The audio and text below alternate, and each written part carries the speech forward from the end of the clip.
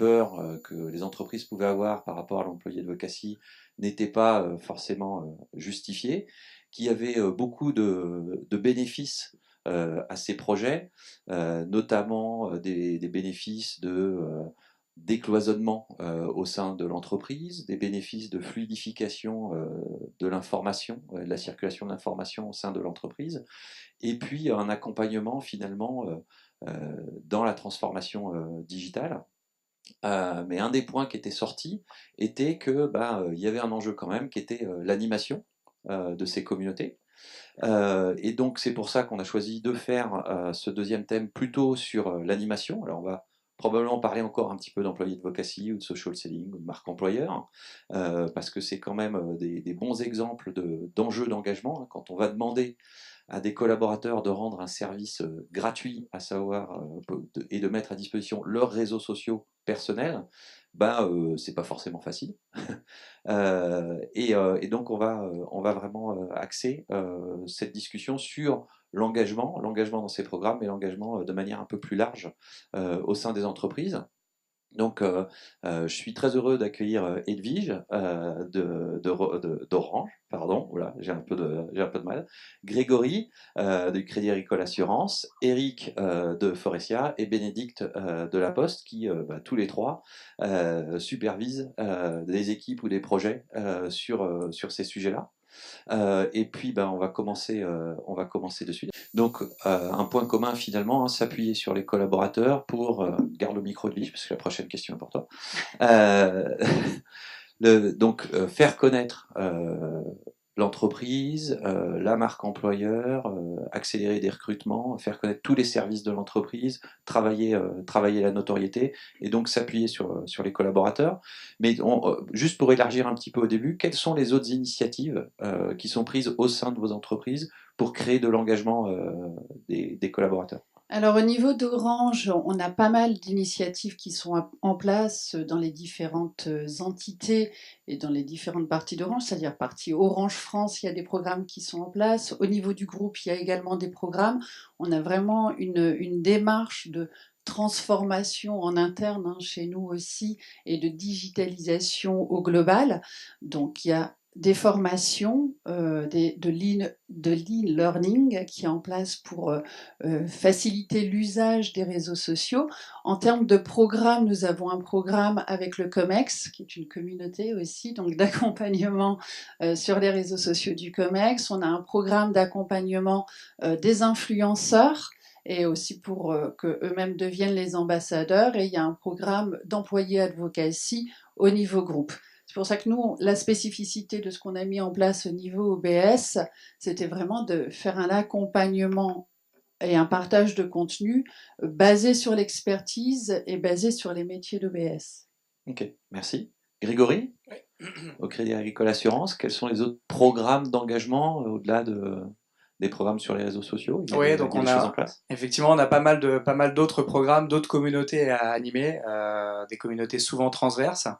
On a des communautés, je prends un exemple, on a le réseau de mixité par exemple, qui est une communauté à part entière et qui a besoin d'être animée, de se rencontrer, d'échanger.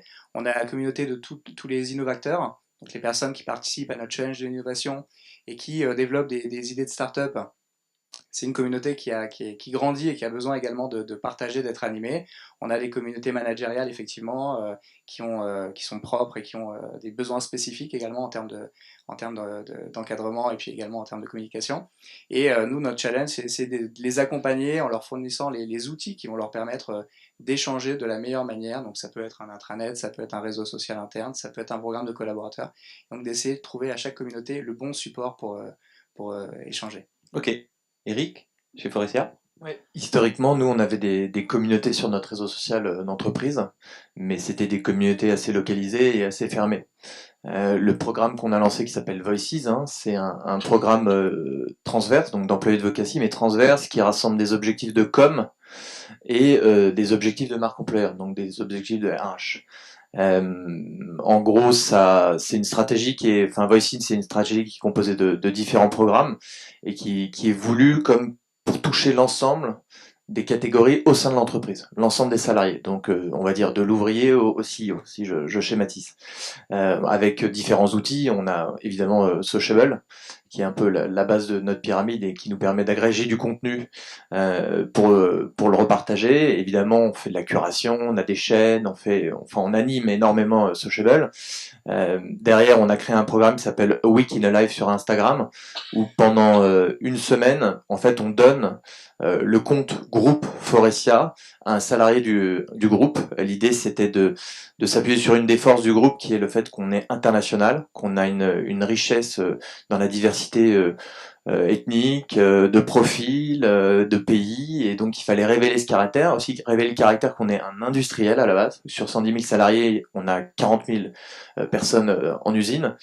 Et il faut en être fier, donc il faut aussi s'appuyer sur ça. Donc pendant une semaine, en fait, un collaborateur prend le compte et raconte sa vie, très simplement. Après, on a fait une deuxième, si on remonte un petit peu dans la pyramide, on a créé un programme de tribune pour des experts. Là, on est un peu plus dans la valeur, on augmente la valeur ajoutée hein, dans le contenu.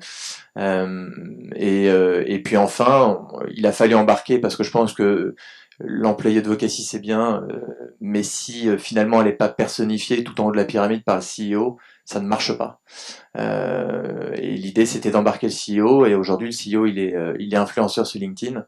Donc on a vraiment à la fois une expertise métier avec Instagram, une expertise avec, on va dire, sur du savoir-faire avec les experts, et on a la vision avec le CEO, ce qui permet qu'on peut vraiment infuser la transformation de l'entreprise et donner du contenu pour tous et un intérêt pour chacun. Voilà. Ok. Bénédicte. De notre côté, à la Poste, on a plusieurs programmes, effectivement multiples programmes qui génèrent de l'engagement. Je vais vous en citer quelques-uns. On a engagé depuis quelques années les collaborateurs à proposer chaque année des nouveaux services innovants qu'on pourrait développer dans le cadre de la proximité qu'on cherche à développer avec nos clients et avec les Français. Donc chaque année, on a des postiers qui proposent, qui créent ensuite des startups sur les projets qui ont été retenus. On a 20 startups comme ça qui se créent chaque année. Donc tout le monde est bien entendu encouragé à participer. C'est vraiment un projet assez qui génère beaucoup d'engagement dans le groupe. On va en avoir un qui est un petit peu plus on va dire un peu plus fun, mais qui est vraiment dans le dépassement de soi, dans la solidarité, dans le travail d'équipe, qui est autour des gazelles de la mer, puisqu'en fait on a une équipe de femmes qui va de postières, donc qui va concourir dans le cadre de courses et de compétitions sportives donc sur l'eau. Et puis on engage aussi un certain nombre de collaborateurs, des personnes qui se proposent, qui manifestent de l'intérêt pour nous accompagner au CES Las Vegas. Donc pour présenter les innovations de la Poste en termes d'objets connectés, en termes de simplification de la vie. Voilà, donc on a différents programmes de ce type-là. Et puis je finirai avec un des programmes qui est, on va dire, le plus ambitieux et sans doute qui est le plus structurant pour le groupe. C'est un programme autour de la RSE. On a depuis déjà des années développé un certain nombre d'inputs et d'actions, que ce soit pour chaque collaborateur ou bien dans nos services, pour développer, pour limiter en tout cas notre empreinte carbone. Donc il y a énormément de programmes sur le sujet, en termes d'offres, en termes de compensation carbone. Voilà, donc il y a beaucoup de fierté autour de ce programme, et c'est porté par les collaborateurs avec beaucoup d'engagement et beaucoup de fierté. Ok, donc on voit plein d'ambitions, hein, donner les clés de l'image de l'entreprise quelque part aux collaborateurs, donner les clés de l'innovation aussi.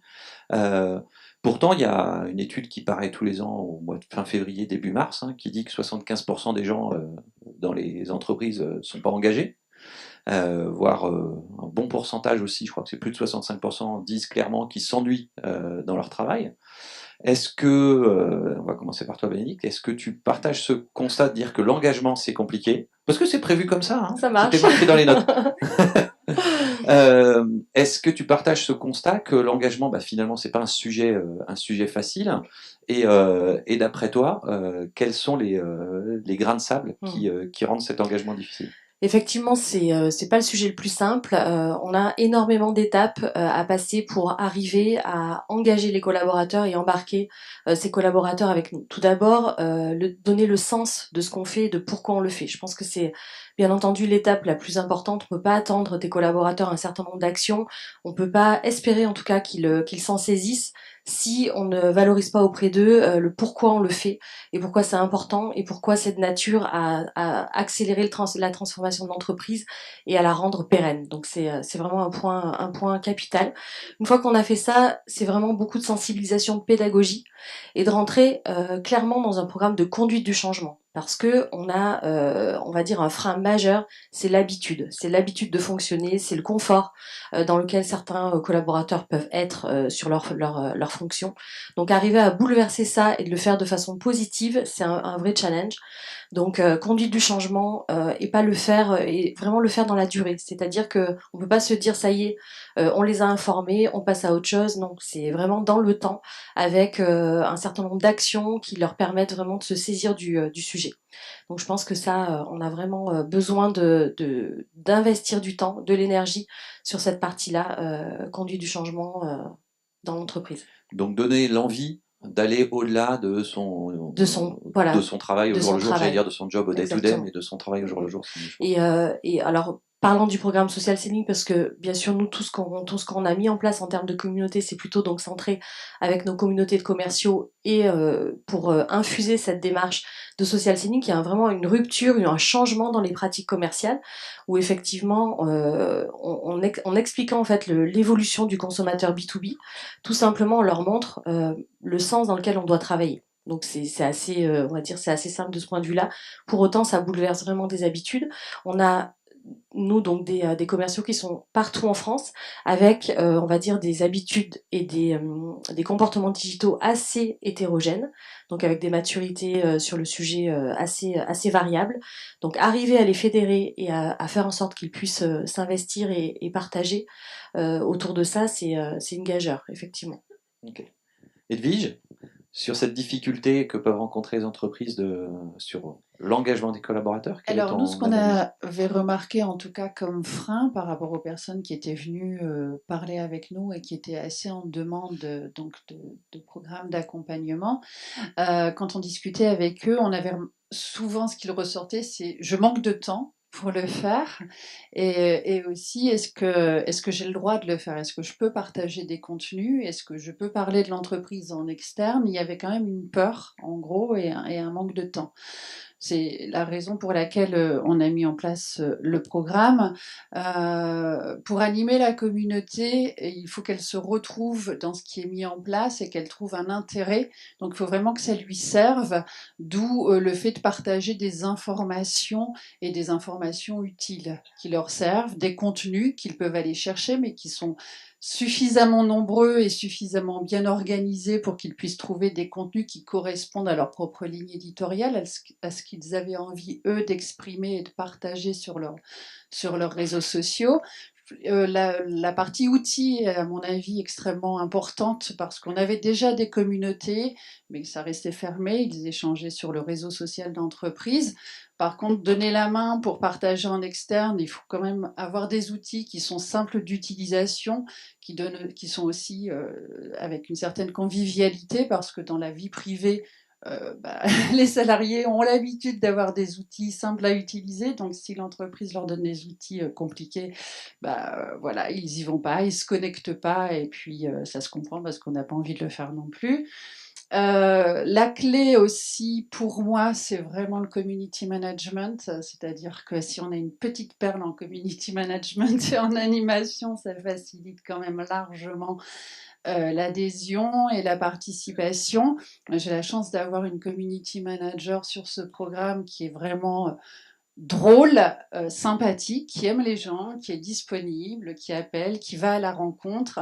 Donc ça, je pense que c'est vraiment un des éléments majeurs pour l'adhésion. Un petit peu d'humain, voilà, dans un monde digital, c'est toujours très très bienvenu. L'humain aussi parce qu'on leur demande de partager leur expertise. donc d'écrire aussi eux-mêmes des contenus et de participer à la curation de contenus. Donc ils sont acteurs, ils ne sont pas juste là en tant qu'utilisateurs, et ça permet aussi de les mettre en visibilité, puisque à partir du moment où on écrit un contenu pour un blog, on a sa photo, donc voilà, il y a quand même une forme de reconnaissance. Et le dernier point, c'est le management. On en a parlé, mais je pense que c'est vraiment important que le management soit extrêmement impliqué. On va y revenir. Grégory ?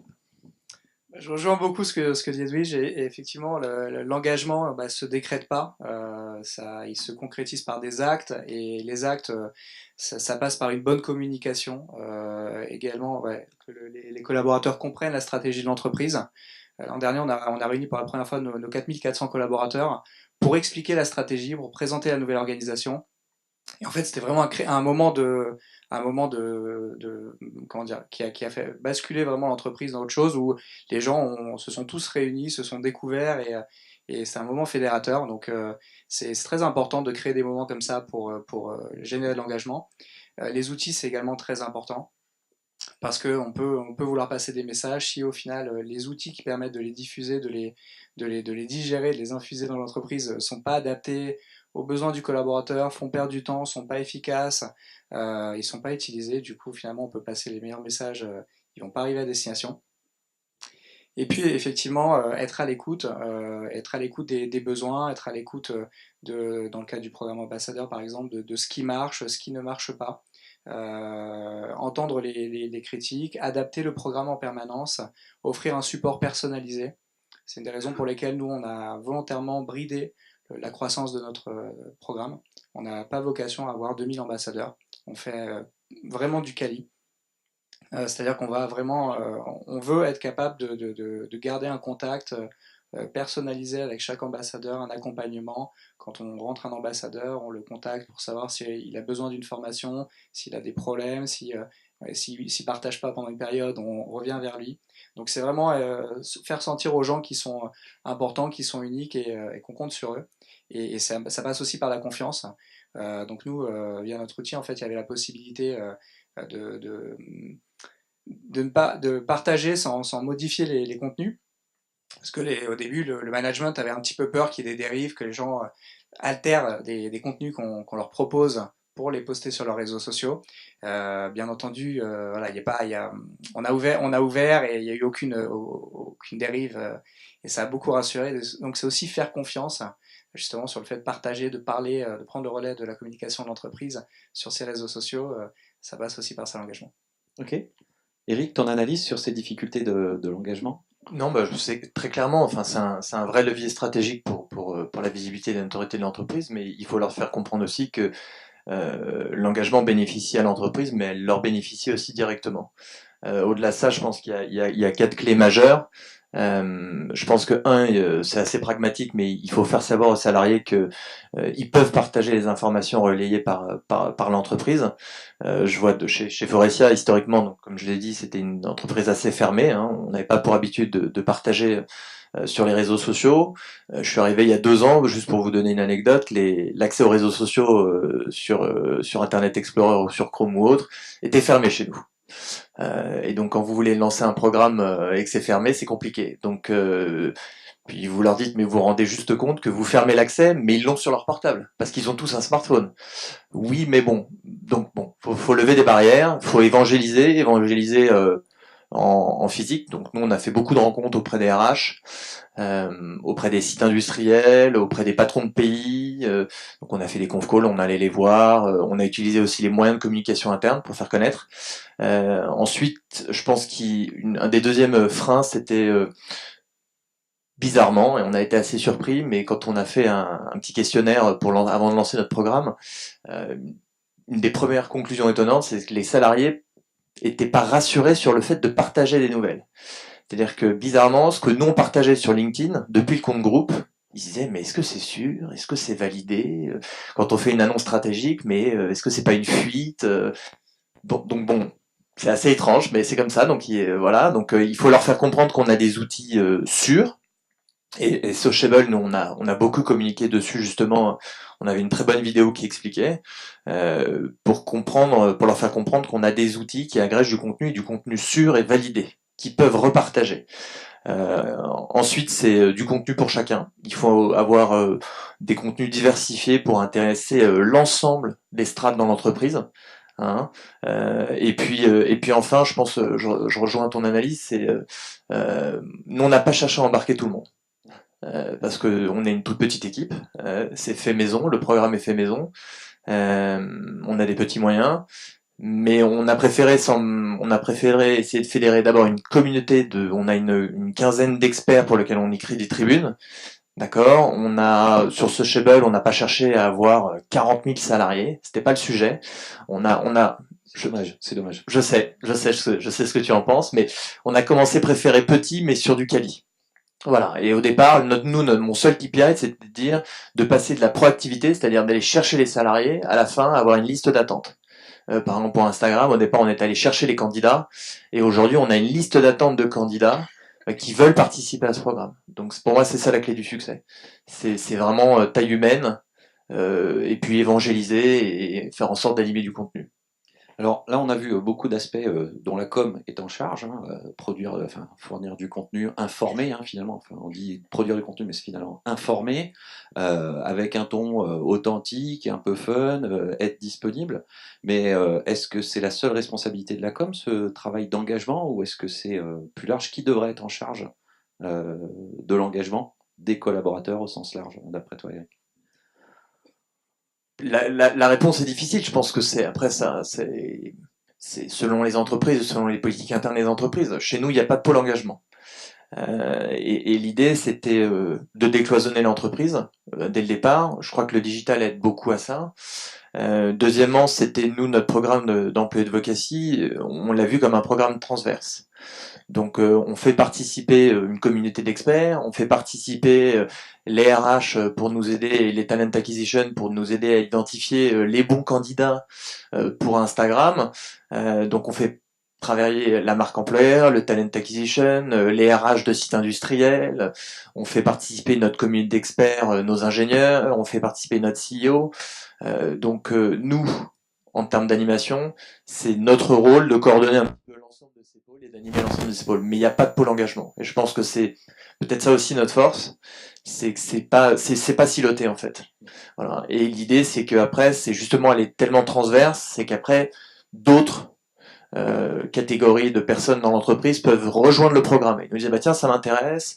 Nous, on est une petite équipe dans telle activité et on aimerait proposer du contenu, on aimerait faire ceci, cela. Voilà. Donc on initie le mouvement, il faut que ça débarque de quelque part. Un projet d'advocacy peut être quelque chose d'intéressant pour ça, marque employeur, etc. Complètement. Et après, il faut fédérer l'ensemble des fonctions. Complètement. Aujourd'hui, nous, on est allé peut-être un peu vite dans le sens où on a lancé ce programme il y a 18 mois et on s'est rendu compte que, on utilise l'interne pour des visées externes, évidemment, mais c'est une autoroute à deux sens. On essaie de faire un partenariat gagnant-gagnant. Mais aussi au niveau interne, la com interne s'est rendu compte que finalement, le travail qu'on avait fait, eux l'avaient pas fait peut-être assez. Donc il y a un deuxième programme qui est né qui s'appelle All Foration on Board, qui est là encore où notre programme d'employé advocacy va venir infuser ce programme-là pour donner encore plus de contenu à l'ensemble des salariés. Et là, c'est vraiment d'aller du shop floor, de l'ouvrier au top management et de leur donner des clés de compréhension de la transformation. Voilà. Ok, Bénédicte. Pardon. Effectivement, c'est vraiment, je pense, le travail de tout le monde. Donc, le travail de tout le monde de s'intéresser à l'engagement et de faire en sorte d'avoir des actions qui concourent à ça. Donc ça nous apprend aussi à travailler. Effectivement, on a la direction de la communication chez nous qui porte un certain nombre d'actions. On va avoir la branche numérique. Enfin voilà, on a plusieurs acteurs qui sont, on va dire, toutes engagés sur le développement de nos services. Pour autant, il faut arriver à les sensibiliser aussi à cette notion-là, à l'importance de cette notion, pour que chacun en fait concourt, on va dire, et mettre sa pierre à l'édifice. Bien sûr, le top management, la ligne managériale, c'est indispensable. C'est vraiment l'affaire de tous. Si on veut aussi que les collaborateurs s'emparent de de ce sujet-là. L'exemplarité va être une dominante importante.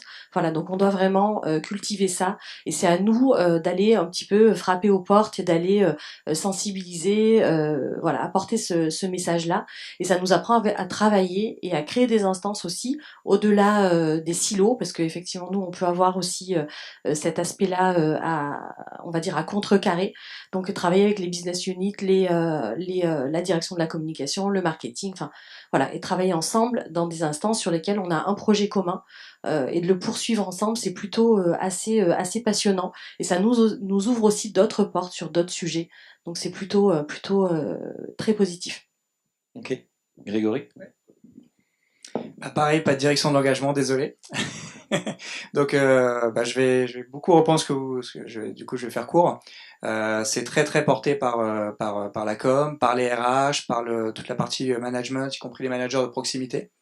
Et finalement, c'est le fait que tous ces acteurs arrivent à se parler. Nous, on travaille énormément avec les RH, que ce soit sur les réseaux sociaux, le programme d'ambassadeurs, les outils internes. C'est vraiment des partenaires de choix. Et le fait qu'il y ait une cohérence en fait dans les messages qu'on déploie, qui est une continuité et que pour le collaborateur il sente qu'il y a un discours qui se propage et qui n'est pas propre à une direction, ça crédibilise en fait toute la partie justement engagement et effectivement il faut également que ça se relaie dans toute la partie communication managériale et qu'on donne aux managers les outils qui vont permettre d'engager leurs collaborateurs. Donc c'est vraiment un cercle vertueux mais qui peut pas se faire tout seul dans un coin. En tout cas nous on n'a pas réussi à faire, on n'a pas forcément essayé tant que ça, parce que c'est important de garder cet aspect dilué, désiloté et multi business unit en fait. Ouais, c'est assez amusant de voir qu'il y a quand même beaucoup de projets d'engagement qui sont initiés par la communication externe finalement. Peut-être parce que cette expertise d'engagement de communauté est arrivée avec les déploiements des programmes de réseaux sociaux externes, etc. Mais alors c'est aussi assez marrant de se dire que les réseaux sociaux externes sont parfois vus comme des concurrents au programme d'engagement. Moi j'ai beaucoup de gens qui me disent oui mais en fait on n'arrive pas à les engager parce que de toute façon sitôt qu'ils ont 5 minutes de disponible, mais ils vont pas aller voir les informations de la boîte, ils vont aller sur Facebook. Est-ce que vous voyez les réseaux sociaux externes comme des concurrents aux programmes d'engagement qui sont mis en place dans vos organisations? Grégory, je te propose de commencer. Ouais, des concurrents forcément un petit peu. Déjà en termes d'expérience, on doit être à la hauteur en fait de ceux justement. Tu parlais des outils perso tout à l'heure. Les outils qui sont proposés, qu'on utilise tous à titre perso, on doit aujourd'hui, on est en concurrence directe avec ça. Donc il faut qu'on soit à la hauteur, il faut qu'on fournisse de bonnes expériences, que l'ergonomie de nos applications internes soit pensée pour ça. Donc il faut déjà qu'on soit à la hauteur, juste en termes d'expérience. Et également en termes d'informations qu'on pousse. Alors moi j'ai ma directrice de la communication qui a un terme que j'aime beaucoup, qui est l'écologie de l'attention. C'est-à-dire d'essayer de pas pousser plus de contenu, mais pousser mieux. Exactement, du contenu plus pertinent.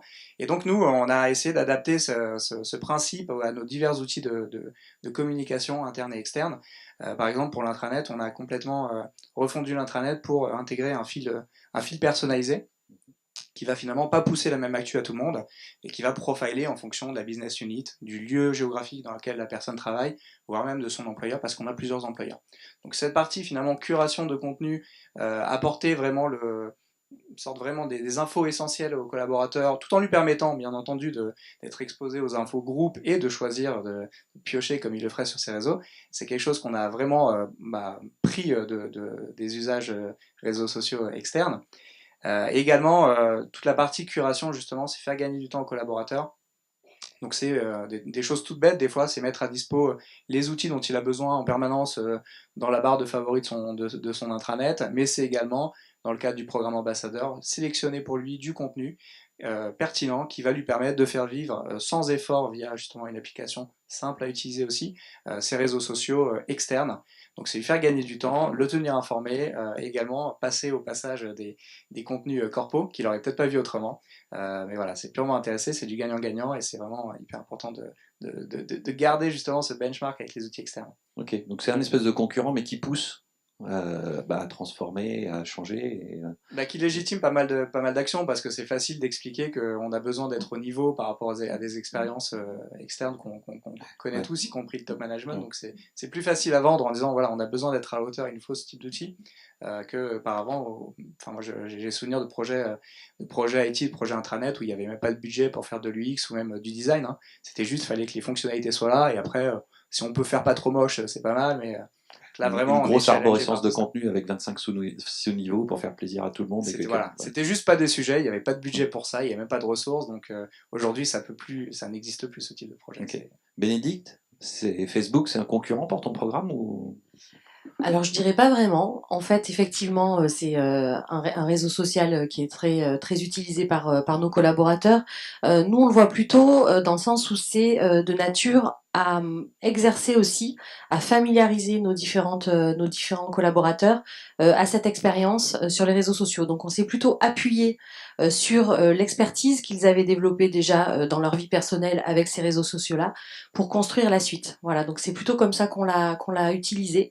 Et puis après, c'est à nous, c'est aussi un défi, hein, mais c'est à nous de proposer justement les contenus ludiques, d'avoir de l'animation adaptée, de proposer de l'information, de la simplicité, enfin voilà, de proposer toute cette expérience-là qui fera que justement le collaborateur aura aussi envie d'aller sur nos différents outils pour consulter du contenu, proposer du contenu, voilà, de façon régulière. Donc on a plutôt ce challenge-là, le côté ludique, le côté donc on utilise beaucoup la gamification et on va l'utiliser de plus en plus. Voilà, tout ce qui va rendre l'expérience sympa, ce qui va leur permettre d'échanger entre eux, de collaborer entre eux, va être vraiment poussé au maximum.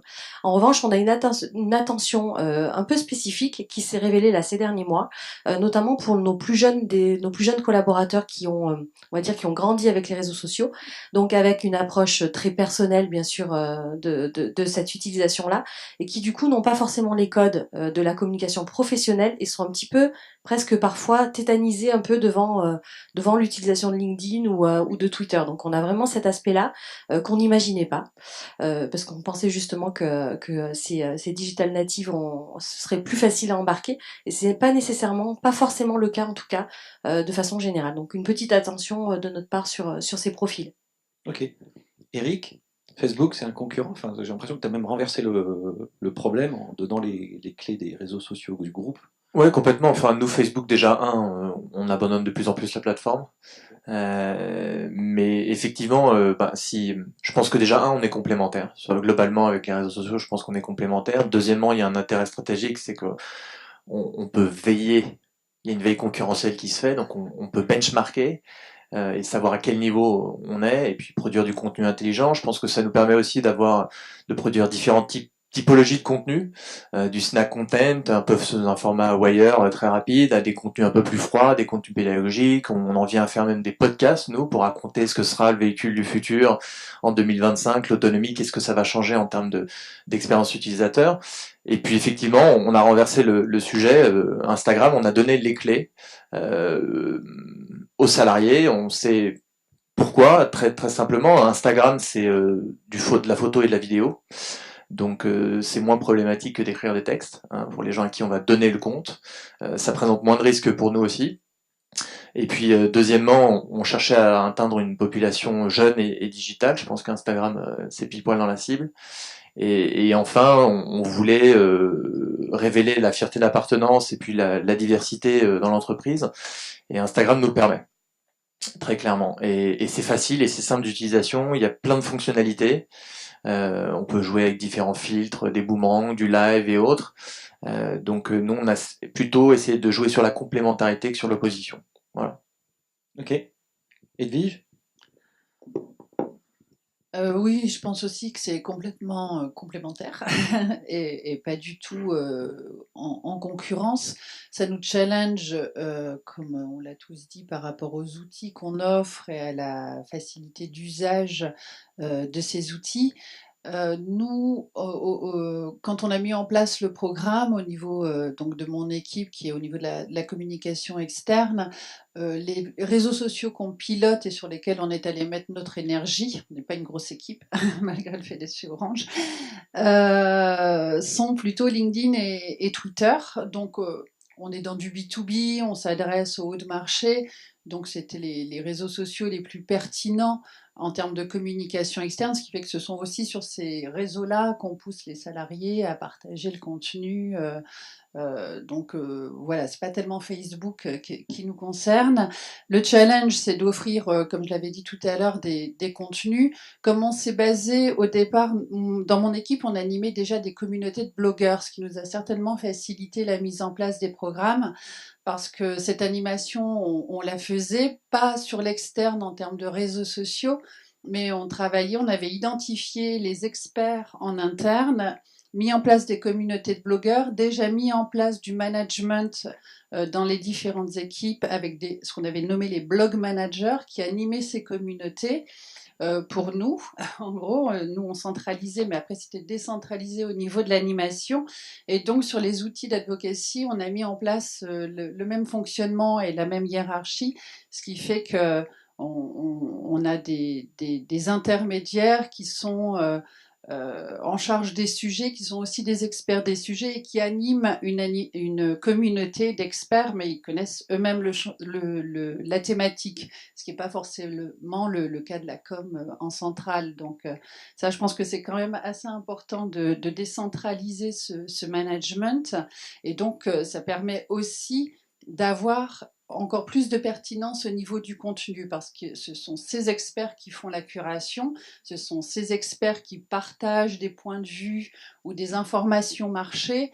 Donc ça rend l'outil plus intéressant, et je pense que c'est ce qui fait qu'ils participent, qu'ils partagent, c'est la qualité du contenu sur des formats différents et un contenu qui est validé par des experts. Ok. Donc là, ce qu'on a vu, c'est que c'était plutôt, enfin, il y a des gens qui arrivent à attraper l'engagement, qui s'appelle Facebook, qui s'appelle LinkedIn, etc., à vraiment occuper les espaces de disponibilité. Vous disiez que c'était plutôt une source d'inspiration et que fallait essayer de lutter à armes égales avec les bons outils, etc., etc. Mais que diriez-vous à personne en charge de la communication vers les collaborateurs qui vous diraient non, la communication elle doit rester sérieuse, la vidéo c'est pas notre truc, parce que c'est ce qu'on trouve dans la vidéo, l'image, nous on veut des textes sérieux où on explique bien les choses. Est-ce que vous pensez que on peut encore avoir de l'engagement avec une communication qui est essentiellement textuelle, qui est sérieuse, institutionnelle, ou est-ce que vraiment cette communication doit évoluer? Non, c'est sûr qu'elle doit évoluer, on ne peut pas se permettre, enfin, à mon avis, le meilleur contenu qu'on a, c'est le contenu fait par les experts et donc par les utilisateurs. C'est vraiment un contenu qui se partage, il suffit de montrer les chiffres des réseaux sociaux. Nous, entre un contenu fait par la com et un contenu fait par un expert, le partage du contenu fait par l'expert, et voilà, c'est un contenu qui voyage et qui voyage vraiment, mais il est authentique. Donc il intéresse davantage. L'avantage aussi des autres formats, les vidéos, c'est que les experts peuvent les faire eux-mêmes, ils peuvent les faire rapidement. Donc comme on incite quand même au fait d'avoir des formats différents, et on peut accompagner sur le fait de filmer, sur le fait de faire des interviews ou sur le fait d'écrire, parce que c'est pas si facile que ça d'écrire un billet blog finalement. Mais petit à petit, ce qu'on recherche, c'est vraiment que les employés prennent la main sur la fabrication du contenu. Ok. Donc Orange, c'est une entreprise quand même très digitale. Dans l'assurance, où on a peut-être une image un peu plus costume-cravate, on va dire, est-ce que cette communication... Oui, pas de cravate. D'ailleurs, personne. Hein. Moi, j'ai même pas de veste. Est-ce que cette communication aussi, elle évolue? Bien sûr, elle évolue, elle est obligée d'évoluer sur les formats, justement, on en parlait à l'instant. Nous, on pousse, on est monté en compétence sur des outils qui permettent aujourd'hui, voilà, de produire des vidéos, par exemple, pour 10 fois moins cher qu'auparavant, avec le smartphone, tout en gardant un niveau de qualité acceptable, et sans qu'il y ait des équipes de com et un studio graphique derrière. Donc ça a permis de démultiplier, on a fait une 50aine de vidéos comme ça l'année dernière, juste avec deux smartphones et un tout petit peu d'équipement et une formation par une société. Et ça a permis voilà, au RH de faire des vidéos de manière complètement indépendante. Ils ont lancé justement dans le cadre de la marque employeur toute une communication sur la vie de l'alternant qu'ils ont suivi tout au long de l'année. Et ça, c'est le genre de support, ils n'auraient pas pu le faire en fait auparavant parce que ils n'auraient pas pu se payer 5 ou 10 vidéos dans l'année pour le faire. Et donc, c'est aussi voilà, populariser certains formats, l'infographie aussi également, essayer de se dire comment je vais communiquer de manière plus synthétique avec des formats qui marchent bien sur le web. Et puis décentraliser également toute la partie production de contenu. Dans le cadre de notre dernière évolution d'intranet, on a permis finalement à chaque lieu de travail, chaque business unit, chaque RH de prendre la main sur l'outil de publication. Auparavant, c'est très centralisé. Du coup, aujourd'hui, on a une 50aine de contributeurs et versus, je sais pas, peut-être 15 auparavant. Mais par contre, on a des informations beaucoup plus variées, d'un niveau que la communication n'aurait jamais eu vocation à pousser, ou même les RH. Et donc, ça a vraiment enrichi l'offre et la fréquentation de l'intranet est monté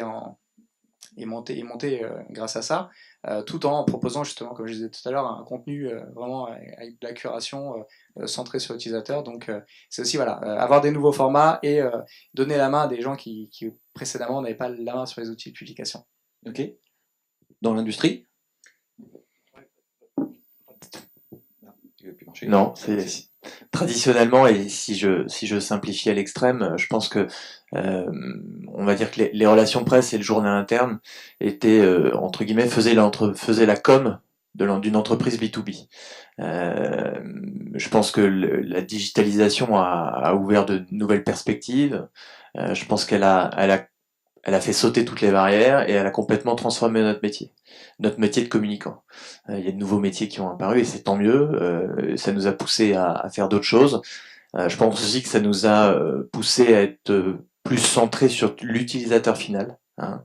Je pense qu'on est clairement aujourd'hui, enfin nous en tout cas, nous on le perçoit comme ça et on l'organise comme ça. On est aujourd'hui, on est client centric, c'est-à-dire que c'est la nouvelle mode du stakeholder relationship manager. Hein. Et puis, enfin, il faut jouer avec. Donc, ça a aussi libéré les salariés et à pouvoir, je veux dire, aujourd'hui, tout le monde a un smartphone, tout le monde est équipé d'une application LinkedIn, Facebook ou Twitter ou Instagram, et a le réflexe quand il a 2 minutes dans le train ou à sa pause déj d'aller regarder son mur. Donc, c'est tant mieux et il faut jouer avec. Voilà. Okay. Bénédicte?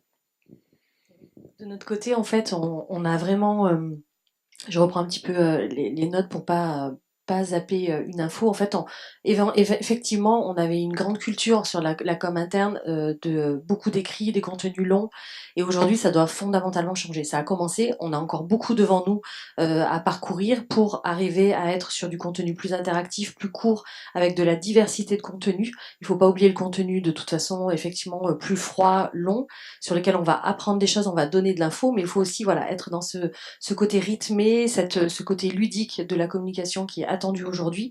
Sans ça, on n'aura pas d'impact. On a vraiment la nécessité aussi de travailler sur la voix, les podcasts. Enfin voilà, tout ça, c'est des projets qu'on n'a pas encore développés, mais qu'on a bien clairement dans notre feuille de route, de façon à développer aussi et de se rapprocher d'une communication qui soit la plus authentique possible. Je pense que plus on va se rapprocher de ça, plus justement on va utiliser des outils digitaux et plus on va avoir besoin de mettre de l'humain et que cette communication, elle retranscrive cet aspect-là.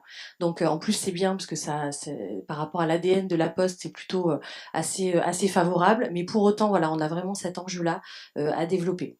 Donc on s'appuie sur différentes choses pour le faire déjà aujourd'hui. Donc la curation de contenu, tous ces aspects-là, les contenus qui sont produits par la marque. Et effectivement, on a eu une très belle surprise. On a démarré sur la production et la diffusion de contenu en fait simplement en septembre. Et on a eu la belle surprise d'avoir des collaborateurs qui ont tout de suite été engagés sur de la production de contenu et qui nous proposent chaque jour beaucoup de contenu. Donc on est ravis de ça. Et il faut savoir que ces contenus-là, c'est en termes d'impact, c'est x10 sur tous les indicateurs. Donc c'est bien au-delà de ce que fait la communication, c'est bien au-delà de ce que nous on peut faire, et c'est tant mieux. Donc ça va dans le bon sens. On essaye de le cultiver, on essaye de s'organiser aussi pour pouvoir gérer cette partie-là qu'on n'avait pas forcément positionné à ce niveau de volume entre guillemets. Donc on est en train de s'adapter et on va va vraiment tout faire pour cultiver cette dimension. Voilà. Il y a en plus, je pense que la vidéo et l'image ou la voix permettent de passer des messages bien plus précis que l'écrit qui laisse pas mal de place à l'interprétation. Hein. Il y a plein d'écrits sur le sujet, notamment pourquoi les bons bouquins ne font pas forcément des bons films. Tout simplement parce que dans le bouquin, on peut rajouter plein d'imaginaire qu'on n'a pas dans le film. Et puis juste pour un petit exemple, quand on écrit oui, ça peut être oui, oui, ouais, voilà, et ça reste écrit oui, donc l'énergie, le positif, etc. On peut pas le passer de la même façon. Alors on a zappé une question qui est quand même importante parce qu'on est aussi là pour se dire des vraies choses. Là on décrit un truc assez idyllique. C'est quoi les problèmes? C'est qu'est-ce qui est difficile dans cette transformation, peut-être l'illustrer au travers de vos projets. Vous avez rencontré. Qui veut commencer? Nous, il y avait déjà une première initiative qui avait été lancée il y a 4 ans d'employés d'advocacy qui n'avait pas marché parce que je pense que le sujet avait été pris à l'envers. On avait demandé aux experts d'écrire. Et évidemment, la bonne excuse, c'est de dire j'ai pas le temps. Donc il faut, et nous on a conçu le programme en disant c'est vraiment gagnant-gagnant.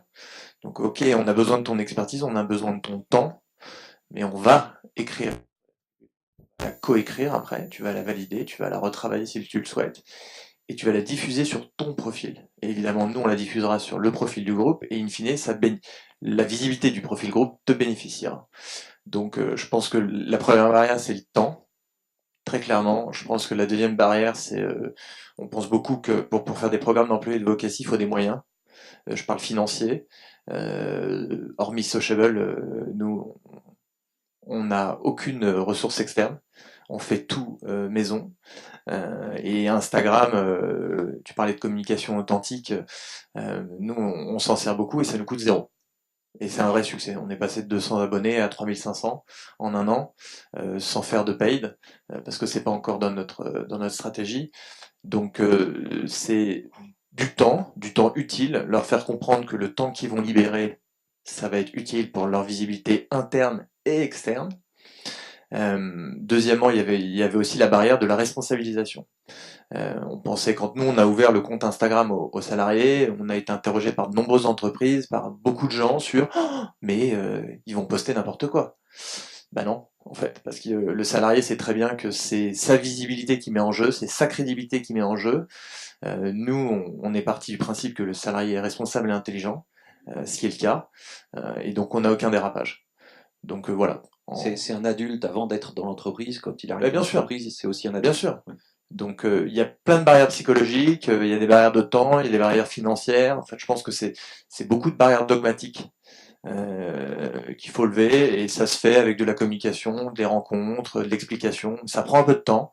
Et puis même nous, on a eu la barrière de notre CEO qui, au départ, quand je lui ai dit bon bah c'est très bien ce qu'on fait, mais il faut qu'on t'embarque, il faut que tu y ailles. J'ai eu beau lui faire un joli slideshow court et autres, au départ ça a été non.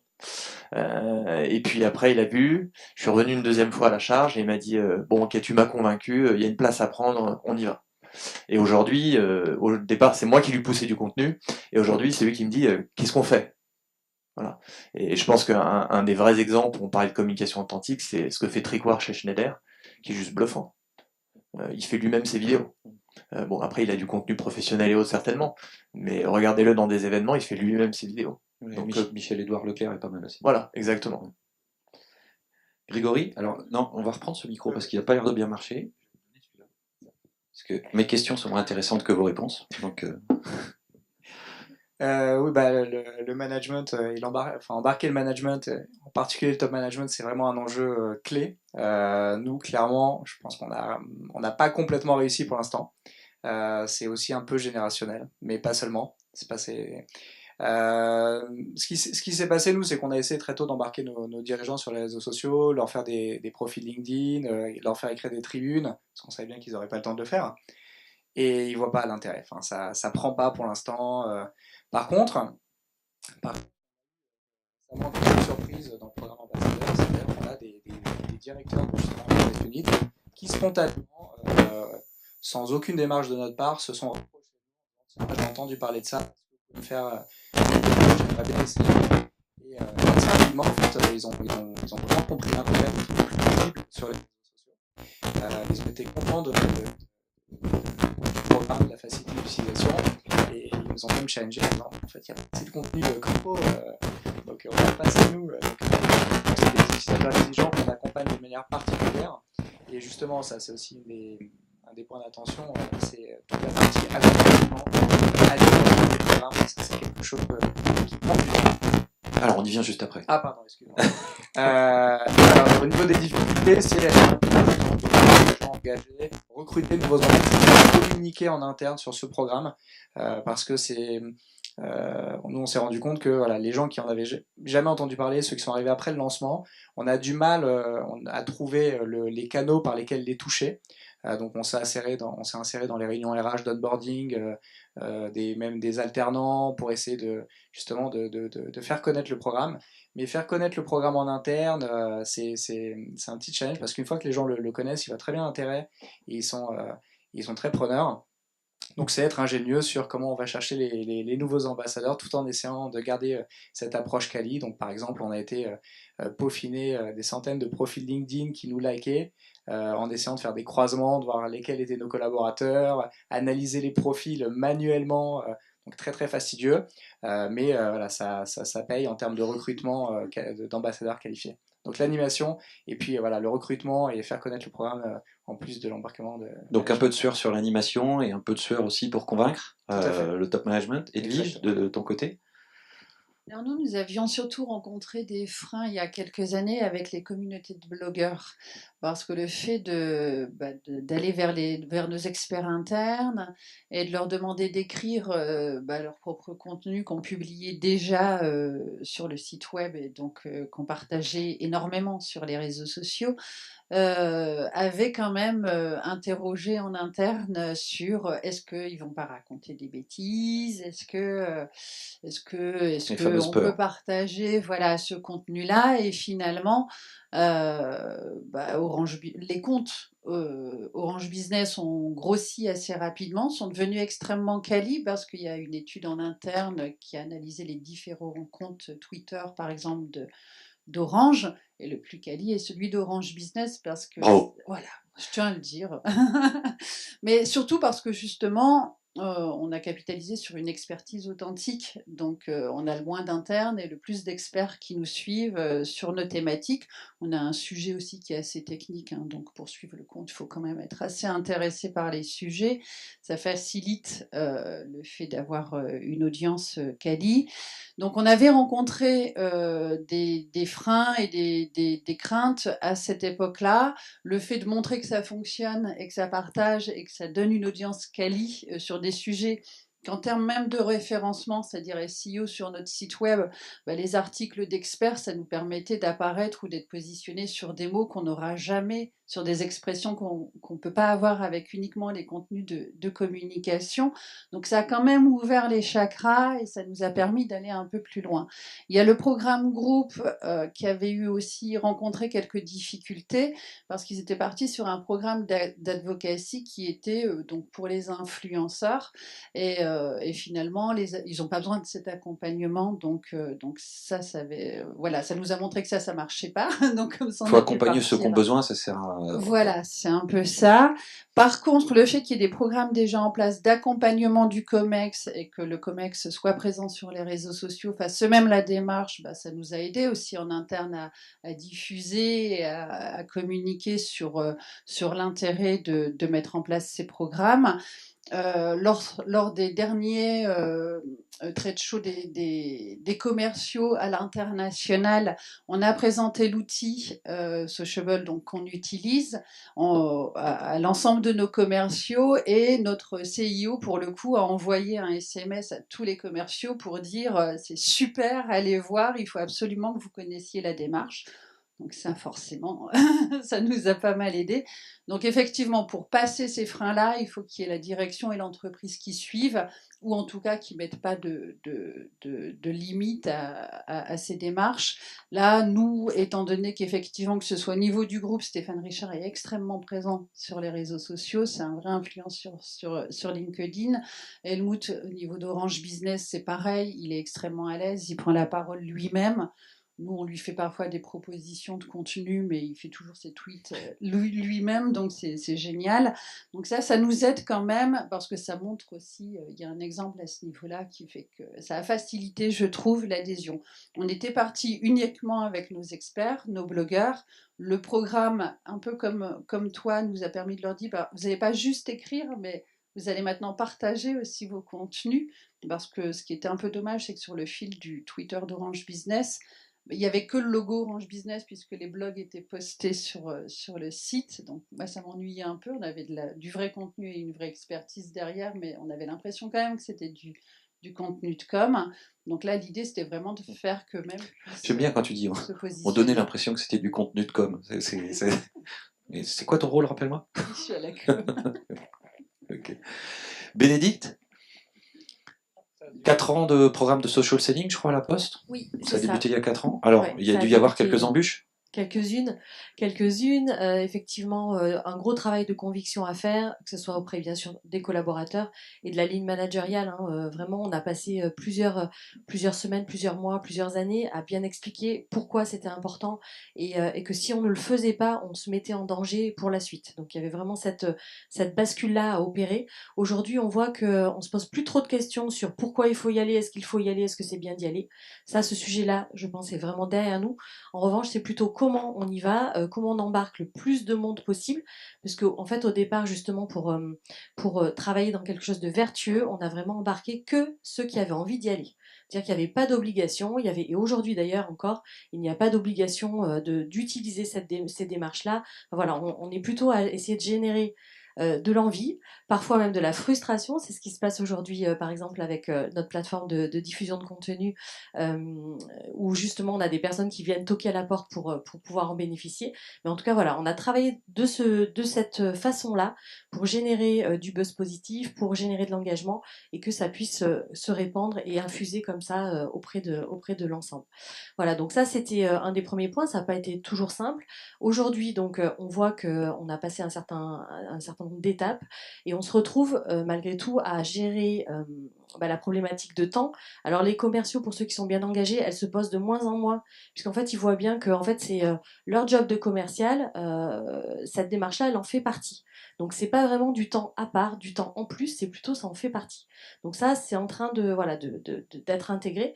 En revanche, de notre côté, il y avait un certain nombre d'éléments en fait qu'on avait sous-estimés. Le temps sur l'animation, le gaming, voilà, toute cette partie-là, on était vraiment tellement dans le fait de ne pas pousser pour pousser, parce que notre idée, c'est pas que nos commerciaux poussent 25 contenus par jour qui seraient plus ou moins adaptés à leur cible. On est vraiment dans la pédagogie sur le contenu doit être personnalisé pour chaque cible. Enfin voilà, on est vraiment dans cette démarche-là, qu'on avait presque une crainte à taper trop fort, entre guillemets, en termes d'animation. Donc on se rend compte qu'on peut taper très fort en termes d'animation et c'est ce qu'on est en train de mettre en place. Alors, j'ai une dernière question avant qu'on parle de l'animation, qui est, donc on voit qu'il y a des freins quand même au niveau du management, des réflexes de la communication institutionnelle il y a quelques temps, et à côté de ça, on a un besoin en termes de réseaux sociaux d'être hyper réactif et de pouvoir communiquer de façon très très rapide. 4-5 fois dans la journée, j'imagine que vous n'avez pas l'occasion d'aller voir le DG pour faire valider les 4-5 communications par jour. Comment vous êtes organisé face à ça? Est-ce que il y a des formations, des délégations, Eric, tu veux commencer? Je pense qu'essentiellement, justement, il faut rendre les gens, il faut rendre les équipes autonomes et responsables. Moi, j'insiste beaucoup sur l'intelligence de l'humain. Et la personne est intelligente, donc elle sait qu'elle va pas faire n'importe quoi. Il faut des chaînes de validation courtes. Moi, mon community manager, je veux dire, il poste lui-même. S'il a un doute, il me fait valider. mais il y va tout seul, il est responsable.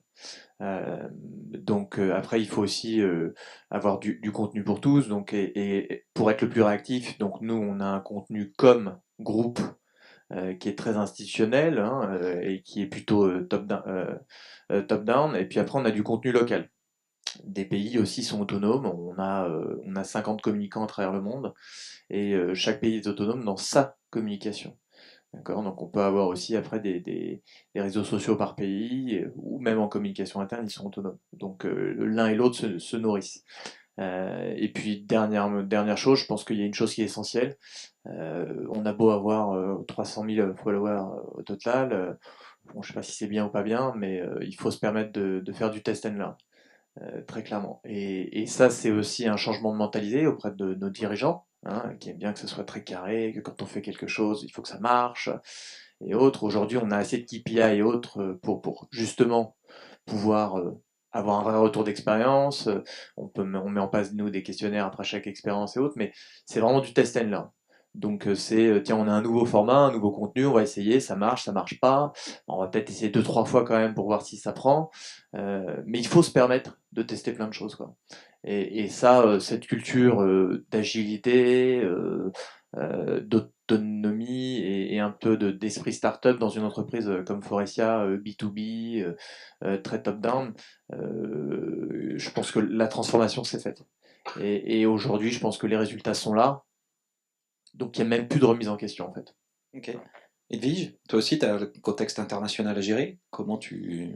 Oui, alors au niveau des comptes d'entreprise, que ce soit LinkedIn ou Twitter, on a un seul compte pour Orange Business, donc sur lequel on organise évidemment la prise de parole parce qu'on a beaucoup de contenu, on a beaucoup d'informations sur des sujets très différents.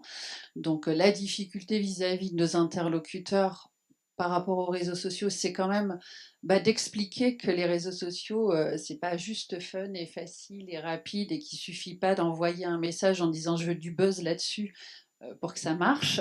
Donc ça se prépare quand même beaucoup en amont et que ça demande beaucoup de travail. Au niveau du Twitter, nous on est extrêmement fan de tout ce qui est événements. Donc, parce que les réseaux sociaux, ça marche jamais aussi bien qu'avec ce qui est réel et qui existe dans la vraie vie. Donc, ça, c'est la priorité qu'on va mettre en termes de contenu. C'est-à-dire que s'il y a un event, on va sur l'événement, qu'il soit interne ou même externe, pour relayer du contenu et puis pouvoir se positionner sur un hashtag en opportuniste que nous sommes. Mais ça nous permet aussi de créer du contenu sur place parce qu'on peut faire des interviews, on peut facilement. Donc ça reste souvent en charge de l'équipe. Les contenus qu'on relaie après sont les contenus traditionnels validés par la communication, qui sont aussi des contenus très quali, mais qui mettent plus de temps en termes de production. Nous, on a la chance dans notre organisation d'en recevoir quand même beaucoup, donc c'est une grosse partie des communications que l'on fait. Et par contre, c'est là où l'employé advocacy est devenu extrêmement importante et nécessaire pour nous, parce qu'on avait quand même beaucoup de nos domaines, les régions à l'international, etc., qui avaient besoin d'avoir une visibilité en externe et de mettre en place une communication. Donc on avait deux choix, c'est d'ouvrir une multitude de comptes qui allait un peu ressembler à notre organisation et franchement, elle est quand même pas extrêmement simple entre les régions, les pays, les domaines. Voilà, donc là, je me suis dit, on va avoir quand même énormément de comptes. Et donc, la mise en place de l'employé advocacy et d'un outil qui nous permet de centraliser, ça nous a permis aussi de centraliser, de piloter, mais de décentraliser au niveau de la prise de parole la communication. C'est-à-dire que c'est là où on s'est dit, quels sont les experts dans votre domaine? Quand une BU venait pour dire je veux un compte, je veux être visible sur les réseaux sociaux, on les a accompagnés pour travailler avec eux et faire que ce soit les employés ou les personnes qui allaient incarner l'expertise, la prise de parole et donc la diffuser eux-mêmes et la rendre visible en ligne. Ok, merci. Grégory, dans un secteur qui est soucieux de son image, mais aussi qui est très réglementé, est-ce que ce côté délégation, autonomie, c'est quelque chose qui est faisable? Dans une certaine mesure, toute la partie réseaux sociaux, effectivement, on est pareil, hein, c'est-à-dire qu'on pour avoir de la réactivité, il faut limiter autant que possible justement les process de validation. Donc typiquement tout ce qui est relais d'événements, tout ce qui peut être anticipé, tout ce qui est republié des contenus qui ont été poussés par le site corpo ou des communiqués de presse, on est sur des process de validation vraiment très courts puisque le contenu est déjà sorti. C'est juste la forme en fait qu'on va soigner. C'est zéro, c'est un process Donc, en zéro étape. voilà. Donc ça, on essaye d'être réactif sur ces trucs-là. À chaque fois qu'on peut justement autonomiser les gens et leur permettre de contribuer, effectivement, on le fait. Et après, j'ai perdu le mot. J'ai perdu mon. Délégation, Oui, autonomie. ouais. Non, on s'est rendu compte que tout ce qui est événement interne marche très très bien paradoxalement en externe. Donc dès qu'on peut les relayer, on les relaie. Et après en termes de process tout simplement, on est parti en fait. On a utilisé une plateforme commune pour notre site internet et notre site intranet. Ce qui fait que d'un clic, on peut pousser un contenu interne sur le site internet et d'un autre clic, on peut le pousser à nos ambassadeurs. Ce qui fait qu'en fait, il y a beaucoup de porosité entre les contenus internes et externes aujourd'hui. Et le fait d'avoir un outil commun et le fait de pouvoir faire circuler finalement une même information, des fois avec une toute petite modification, mais souvent avec un minimum d'altération, ça permet de capitaliser sur la production de contenu. Quand c'est vraiment du contenu qu'on ne peut pas déléguer aux utilisateurs, qui est vraiment fait par l'équipe comme éditoriale. Par contre, c'est un contenu qui vit finalement sur différents supports. Ça va de la newsletter interne, à l'intranet, au site internet, aux réseaux sociaux, au relais des ambassadeurs. Donc c'est voilà, justement avoir des chaînes, une validation la plus courte possible quand on peut la faire en amont et après d'essayer justement de répliquer ces contenus sur un maximum de plateformes et après il n'y a plus de validation une fois que c'est sorti une fois donc là J'aime bien le côté mutualisé comme interne comme externe plutôt que d'avoir deux cycles de validation, c'est vrai que on et puis être outillé correctement pour le même, faire. Voilà. on appartient à la même direction, c'est les mêmes équipes qui gèrent les mêmes outils, c'est les mêmes équipes qui écrivent le contenu, donc ça facilite beaucoup justement tout ce travail là. Alors, on va parler de l'animation, garde le micro. On a vu que il faut s'autoriser une certaine liberté de parole, il faut autoriser une certaine aller vers de l'authenticité pour créer cet engagement. Mais vous avez tous dit, oui, mais on transpire un peu sur l'animation. Donc, qu'est-ce que vous mettez en place pour animer ces communautés ? L'animation, effectivement, c'est la clé parce que les ambassadeurs, ils peuvent être répartis un petit peu partout en France ou dans le monde. On les rencontre pas tous les jours. On interagit avec eux tous les jours en leur poussant du contenu, mais finalement, c'est important que ce soit une vraie communauté au sens IRL, hein, qui puissent se rencontrer. Et donc pour cela, dès le début, en fait, le programme d'ambassadeur a été très porté sur, sur un mix de personnalisation justement sur l'onboarding, sur la partie formation, prise en main et également d'événements présentiels. Donc tous les 3 mois, nous on rencontre nos ambassadeurs, on partage avec eux justement un peu l'état de l'art des réseaux sociaux, on fait venir des intervenants externes, on partage des études sur les réseaux sociaux histoire de leur ouvrir un petit peu les chakras. On a des gens d'Ocapost qui sont venus il y a quelques mois partager un peu ce qu'ils faisaient justement sur les réseaux sociaux. Donc ça, c'est des contenus qui sont très intéressants. On partage également leur feedback, donc on les interroge régulièrement, 1 ou 2 fois par an, pour savoir un petit peu quels sont les contenus qu'ils aimeraient voir plus souvent, quels sont les contenus qui les intéressent plus, est-ce que la fréquence à laquelle on leur pousse le contenu est bonne, les heures même à laquelle on leur pousse les contenus est bonne. Et également justement toute une approche quali qui a consisté en fait l'année dernière, on s'est rendu compte que finalement on donnait les comptes d'OutSuite, qui est l'outil qu'on gère aux collaborateurs, et puis on savait pas derrière exactement ce qui se passait juste après. Donc en fait on a complètement revu notre accompagnement, c'est-à-dire qu'on envoie justement un mail personnalisé, 1 semaine après on appelle la personne si elle n'a pas partagé, parce que ça du coup on est capable de vérifier si elle n'a pas partagé, et si elle n'a pas partagé pendant 1 mois, 2 mois, on lui envoie un petit message, est-ce qu'il y a un problème? Ça peut être des fois, voilà, elle a changé de téléphone, elle a plus ses accès, elle a changé de job, donc être capable de les suivre, et ça ils apprécient beaucoup, parce qu'ils sentent qu'ils sont pas juste un numéro dans un programme, et puis multiplier justement les points de contact, soit en leur poussant des emails quand il y a des nouveautés dans l'application, dans le système, quand on a ouvert le commentaire justement, on communique là-dessus, et soit tout simplement faire du présentiel, qui se rencontrent et leur apporter du contenu. Donc, créer les rencontres, informer, former et faire de l'accompagnement individualisé là où c'est nécessaire. Et pas avoir peur en fait de sortir des gens du programme. Moi l'année dernière, j'ai exclu volontairement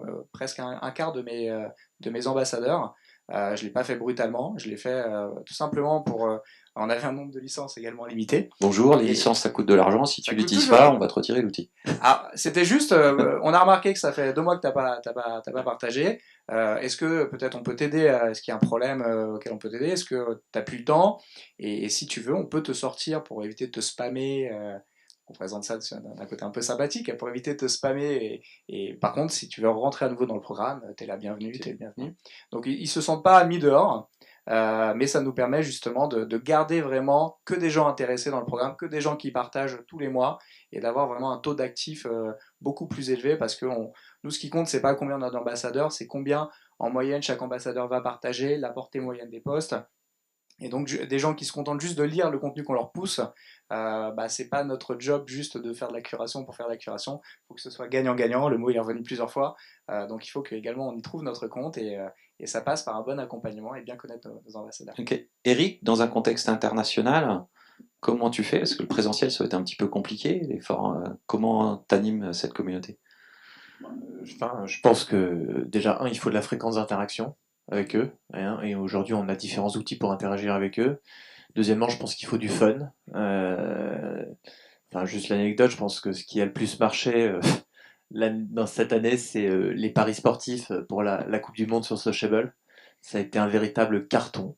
Hommes, femmes, tous les types de populations chez nous ont participé. C'était incroyable. Je pense qu'il faut du contenu pédagogique, accessible pour tous et sur tous les devices. Et puis en fait, pour les ambassadeurs, il faut que ça soit gagnant-gagnant, je le disais. Donc nous, au-delà d'utiliser leur savoir-faire, leur expertise sur des domaines, par exemple, on leur donne des conseils sur LinkedIn, on leur remet à jour leur profil au carré, on en vient même à faire du media training, du presentation training, donc on leur offre d'autres accompagnements en dehors du programme d'ambassadeur. Voilà. Okay. Bénédicte? Alors de notre côté, on fait aussi un certain nombre de choses que vous pratiquez dans vos différentes entreprises.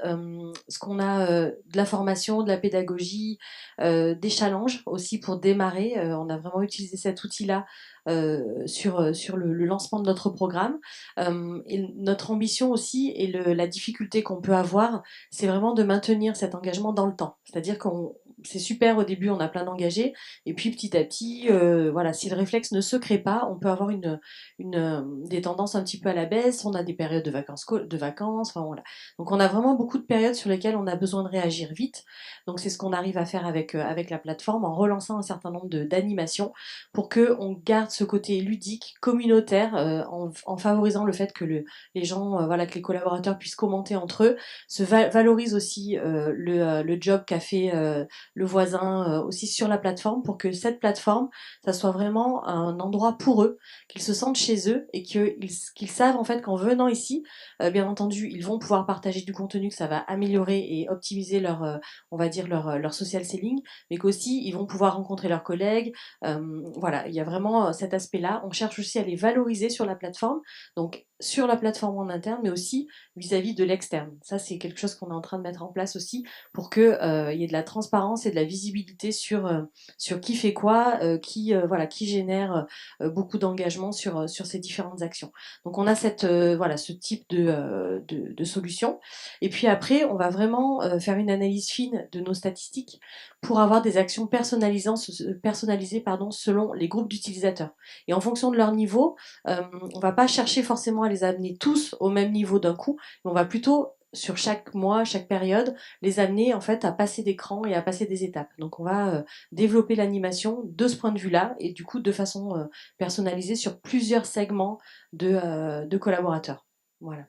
Ok, merci. Edwige, tu as des petits trucs et astuces à partager ou des grosses stratégies d'engagement, d'animation? Avant de mettre, je vais surtout être sur le programme international parce que c'est là où on avait le plus de difficultés pour mettre en place de l'advocacy, de par Vous la n'avez pas demandé à distance. tous les Voilà. collaborateurs internationaux de venir à Paris, ça aurait été compliqué, Non, j'imagine. voilà, Oui. on n'a pas pu faire ça.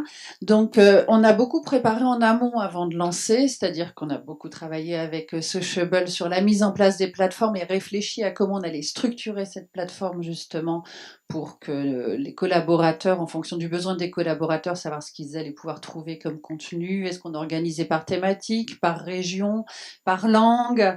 Enfin voilà, donc on a fait un peu de tout d'ailleurs. Après, on a mis en place vraiment une organisation pour décentraliser, donc avoir les représentants. On a l'équipe chez moi donc qui est en administrateur, mais on a en intermédiaire et en animation des managers de proximité dans les régions, dans le sens région internationale, et aussi par sujet, donc des managers par sujet. Et moi j'ai 2 personnes quand même en charge de l'animation. Donc une personne qui est en plus plutôt quelqu'un au niveau management européen, qui s'investit énormément dans le projet et qui lance les challenges, qui regarde, qui félicite les gens, qui derrière refait les mails de félicitations après un challenge en donnant les résultats, en mettant la hiérarchie, voire le top management en copie. Donc je pense que ça fait du bien à l'ego aussi. Hein. Et puis, j'ai ma community manager qui est là aussi pour répondre vraiment à toutes les questions, qui est assez disponible, qui est plutôt avec une personnalité aussi extrêmement sympathique. Donc, voilà, ça aide.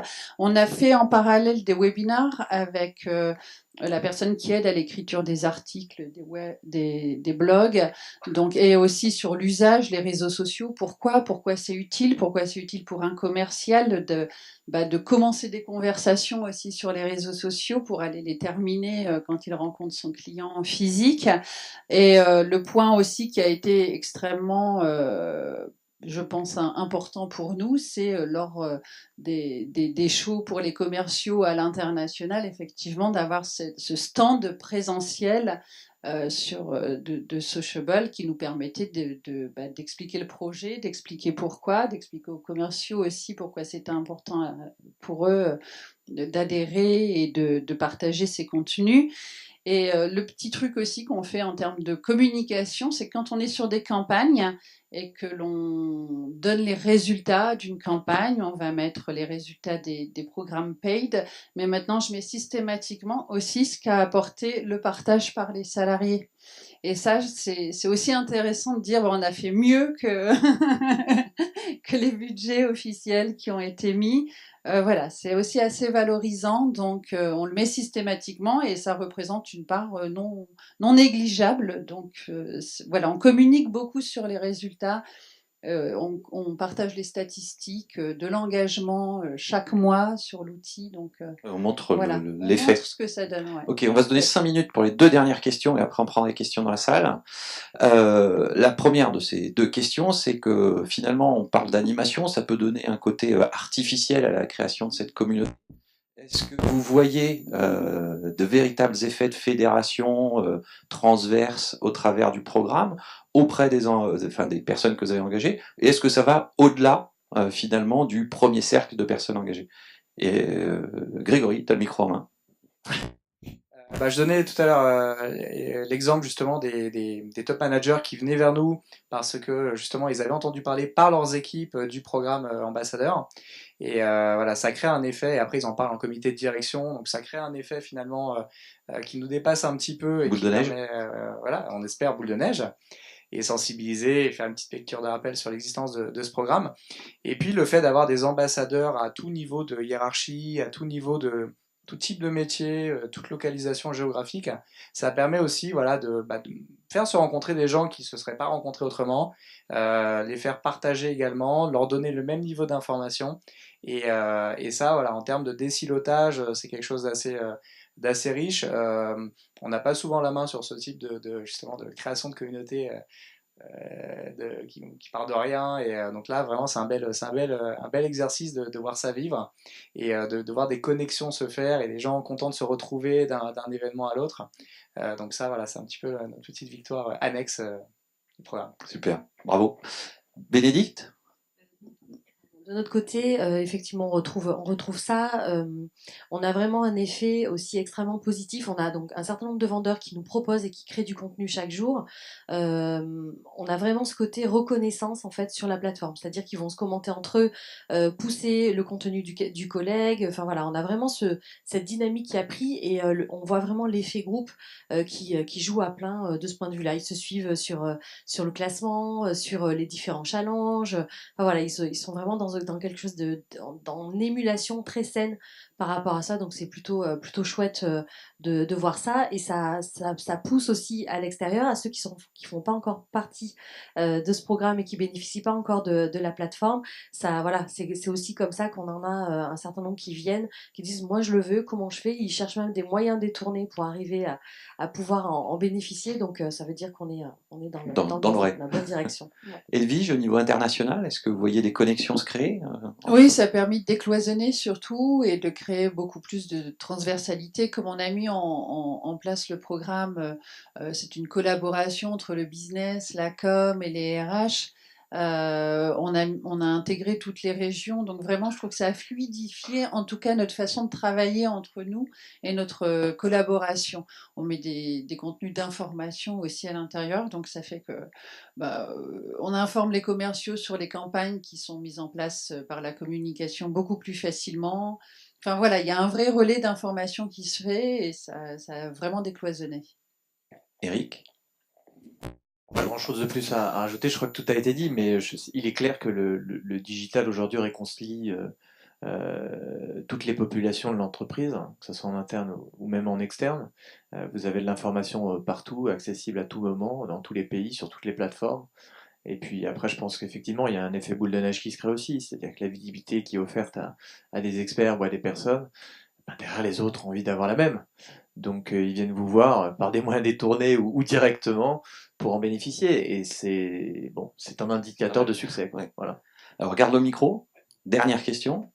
2019, c'est quoi ton sujet pour gagner cette bataille de l'engagement? À quoi tu vas t'attaquer? Nous, on a eu un gros travail de fond sur les outils qui a été fait depuis 2 ans, hein, pour remettre tous nos outils au carré.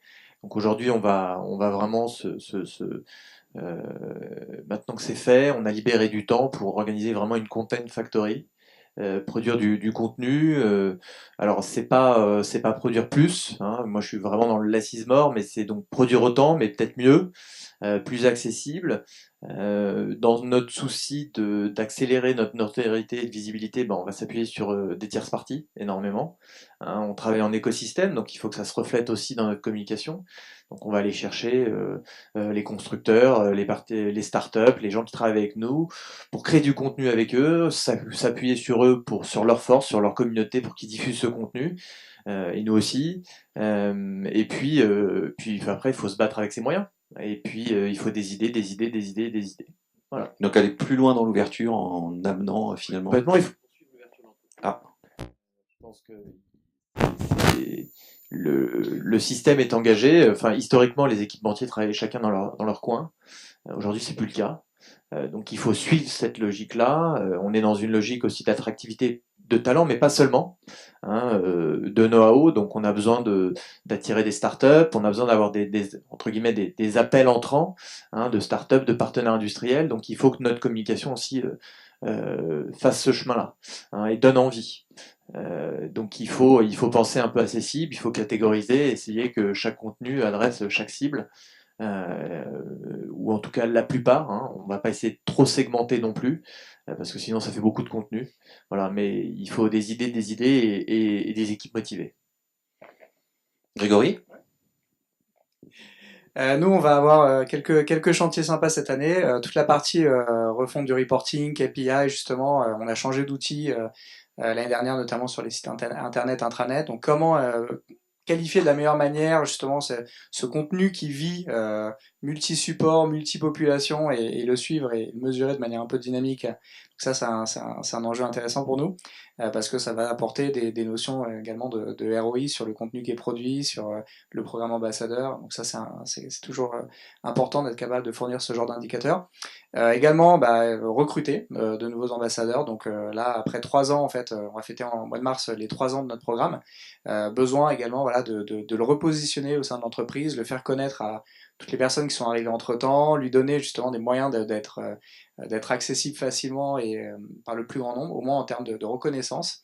Essayer d'embarquer le top management. Et puis, pour terminer, on va sortir un peu de l'entreprise. On va lancer cette année un programme de customer advocacy. Donc l'idée étant de faire parler justement nos clients, justement quand ils ont des expériences positives. Il y a souvent des expériences négatives avec les assureurs. Justement, pour noyer ces expériences négatives, autant rajouter encore plus d'expériences positives. Parce que les gens qui sont contents le disent pas forcément, à l'inverse des gens qui sont pas contents.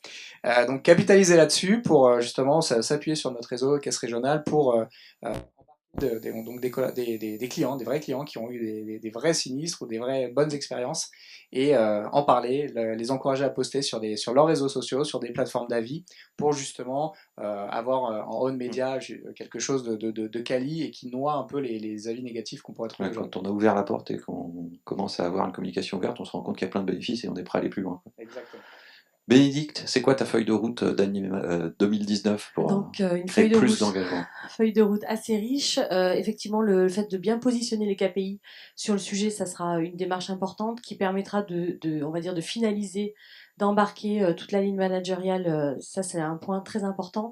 On s'embarque aussi sur de la production de contenu exclusif, plutôt orienté inbound marketing, de façon là aussi à proposer une expérience qui soit différente aux collaborateurs et voilà, qui ait ce côté exclusif dans les contenus qu'il va pouvoir partager. Donc ça, c'est vraiment le deuxième projet. On va également aussi chercher à ouvrir un peu le programme, alors le faire de façon structurée par rapport à ce qu'on a déjà fait pour être toujours sur quelque chose de vertueux et de l'émulation et garder ces aspects-là. Et puis, bien entendu, on va avoir un chantier encore assez dense sur l'animation. Voilà, ça sera vraiment l'année de l'animation. On a démarré pas mal de choses. On doit poursuivre ça, être encore plus créatif, pour proposer vraiment l'expérience la plus sympa aux collaborateurs pour que ce réflexe-là et cette routine soit vraiment dans le quotidien de nos collaborateurs et de nos vendeurs. Ouais, c'est assez amusant de voir les efforts qu'on est prêt à faire pour animer une communauté externe et le peu de moyens qu'on se donne pour animer finalement une communauté d'ambassadeurs. On a plein d'outils, plein de moyens pour créer du contenu pour l'externe et en interne. Des fois, on est un peu... C'est ça. Ok, donc ça, ce sera réglé à la fin de l'année. Edwige ? Alors nous, on a un chantier en cours qui est assez, qui va avoir certainement des conséquences sur le programme que je pilote, puisqu'on va faire un rapprochement des équipes comme externes et comme internes. Ça n'existe pas du tout encore aujourd'hui. On est sur 2 entités complètement différentes. Donc là, le fait de réunir va forcément bouleverser les façons de travailler. Et aussi, il va falloir mener une vraie réflexion sur les outils internes et la place justement de ce programme au niveau de ces outils internes. Voilà, ça n'a pas encore été complètement abordé à notre niveau. Donc je pense que ce sera le gros challenge de cette année. Au niveau du programme qui est en cours et qu'on a donc développé l'année dernière sur l'international, là on va s'attaquer au même développement sur la France avec le social selling et avec un angle particulier pour accompagner les commerciaux et pour toujours continuer cette animation des experts et des blogueurs sur la France, mais via un outil cette fois. Bon, de beaux projets, quoi, voilà. Pour tous les 4. On a combien de temps pour les questions-réponses? Tout le temps qu'on veut, on peut garder jusqu'à 14h tout le monde. Est-ce qu'il y a des questions dans la salle? La première est un peu difficile. On va se lancer. Ah, là-bas. Je vais prendre...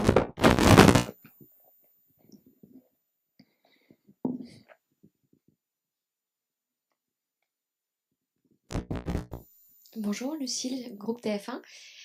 J'avais une question dans les contenus. Tout à l'heure, vous évoquiez le fait que les contenus qui étaient créés par les ambassadeurs voyageaient mieux et étaient plus efficaces sur l'extérieur. Et en même temps, il y avait la contrainte de se dire que vous deviez proposer des contenus aux ambassadeurs parce que par manque de temps, certains pouvaient attendre une tribune. Donc j'ai eu du mal à comprendre quel était un peu le juste milieu entre des contenus que vous leur fournissiez et des contenus que eux pouvaient créer. Ça dépend un peu des types d'ambassadeurs. Je crois que les ambassadeurs vraiment type top management qui n'ont pas de temps justement pour écrire, les experts, eux, il faut leur donner quelque chose de clé en main, facile à partager. Par contre, ceux qui sont normaux, la majorité des ambassadeurs, eux, ils cherchent juste un outil facile pour se tenir au courant, faire vivre leurs réseaux sociaux. Et à cela, il faut être particulièrement vigilant sur le contenu qu'on va leur pousser.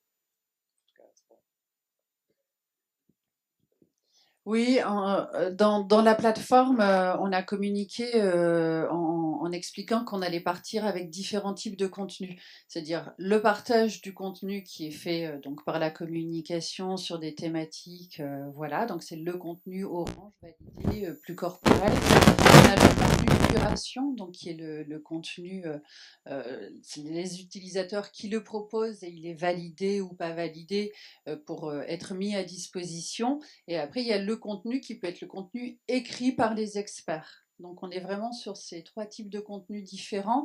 Et après, libre à chacun de prendre celui qui l'intéresse pour aller le partager.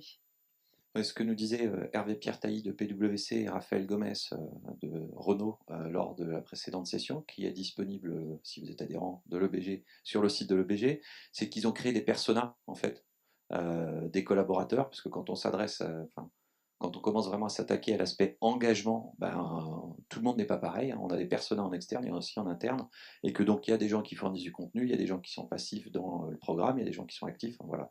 Et je pense que faut pas parler d'un programme ambassadeur au singulier ou de l'engagement du collaborateur, mais c'est l'engagement des collaborateurs et des différents profils qu'il peut y avoir dans l'entreprise. Bonjour, question. Bonjour, je suis Patrick Barbet du groupe Jardiland. J'ai une petite question qui vous concerne tous, mais Eric a cité tout à l'heure le fait qu'il met un focus particulier sur Instagram. À vous tous, que faites-vous quand vous avez des ambassadeurs ou des employés ou des collaborateurs qui sont déjà des influenceurs sur un réseau social, qui ont déjà un impact sur différents réseaux sociaux? Comment vous les gérez? Est-ce qu'ils sont quand même amenés à router du message corporate? Enfin, nous, déjà, il prend les comptes il prend les clés du compte Forestia. Donc, il n'est pas identifié comme influenceur au départ. D'accord? Puis, sa communauté à lui, c'est une communauté plutôt personnelle. D'accord? C'est pas une communauté professionnelle. Donc, et on essaye aussi quand il prend, nous, on a normé, entre guillemets, le premier post et le dernier post qu'il fait dans sa semaine. D'accord? Le premier post, c'est pour se présenter. On essaye qu'il ne relie pas ce post à son compte personnel. D'accord. Mais après, et nous on veut jouer sur la fierté, Friends and Family et évidemment son cercle proche professionnel. Donc on lui dit en amont, fais savoir à ton entourage que tu vas prendre les clés du compte. Mais on cherche pas à ce qu'il lise son compte personnel à notre compte professionnel. Parce que son activité personnelle est personnelle. Et j'ai pas envie d'avoir des remontées en disant mais t'as vu ce qu'il poste sur son compte personnel et attention, il pourrait déborder sur le compte professionnel. Donc on pose une barrière qui est très claire, c'est de dire évitez de lier votre compte personnel à notre compte professionnel. Par contre, après, quand vous aurez les clés du compte Instagram, vous faites, entre guillemets, ce que vous voulez. Évidemment, on les accompagne en amont, on les brief, on leur donne un peu des do and don't, on leur dit ce qu'il faudrait faire, pas faire, on essaye de leur dire c'est quoi votre semaine, c'est quoi les événements, c'est quoi un peu les différents tempos, les différents moments clés de votre semaine, et après on les laisse libres. Et là encore, je pense que on essaye vraiment de révéler ce qu'on fait en interne, et on n'essaye pas de se dire très bien, c'est un super influenceur sur Instagram. Il a 15 000 followers, on va les utiliser. Non, pas du tout. Pour l'instant, c'est pas une étape chez nous. Et on cherche pas à avoir sa communauté. On cherche plutôt à fédérer notre communauté. On a 110 000 salariés, on sait qu'on en a à peu près 40 000 connectés.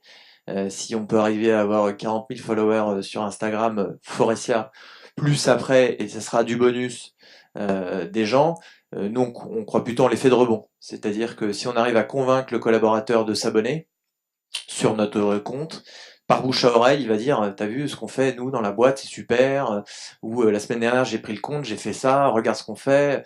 On cherche plutôt sur le bouche à oreille, voilà. On cherche à commencer petit pour être sûr de ce qu'on fait. Ouais, Je sais pas si j'ai répondu à la question. Ouais, c'est assez marrant de voir que les programmes ambassadeurs ont un gros volet finalement communication interne et que le côté ambassadeur peut ne pas être digital derrière. C'est-à-dire que déjà les gens ont plus facilement accès à l'information et vont en parler. Et donc mesurer purement le retour sur le côté digital, on manque toute une partie. S'il veut, la semaine d'avant, sur son profil Instagram, s'il veut dire bah, la semaine prochaine, je vais prendre les clés du compte Forestia et je vais partager ma vie, évidemment qu'on lui dit bah, vas-y, fais-le, pas de souci. Mais pendant sa semaine, on veut pas qu'il associe son compte. Alors, ma question portait plutôt sur le fait que l'ambassadeur, enfin le collaborateur qui avait déjà un rôle d'influenceur quelque part, dans quelle mesure il allait accepter de relayer le message, et non pas dans quel sens, et non pas profiter de l'audience du compte. Parce qu'un un influenceur sur Instagram notamment, mais ça peut être aussi sur LinkedIn, ça peut être aussi sur Twitter, il a déjà une communauté, il existe, pour à titre personnel ou à titre professionnel, sur d'autres segments d'activité que l'entreprise. Comment vous arrivez, vous, landing sur ces gens-là, déjà une audience, pour leur dire, à la limite, on aimerait bien profiter de la tienne, même si c'est sous-jacent, ou même si c'est pas évident. Comment est-ce que vous arrivez à les embarquer en leur disant, ben, si tu pouvais parler un peu de corporate en tant qu'individu appartenant à l'entreprise, indépendamment que tu fais sur un influenceur, comment tu fais? Comment vous faites pour ça? Du contenu intelligent. Voilà, 2 mots.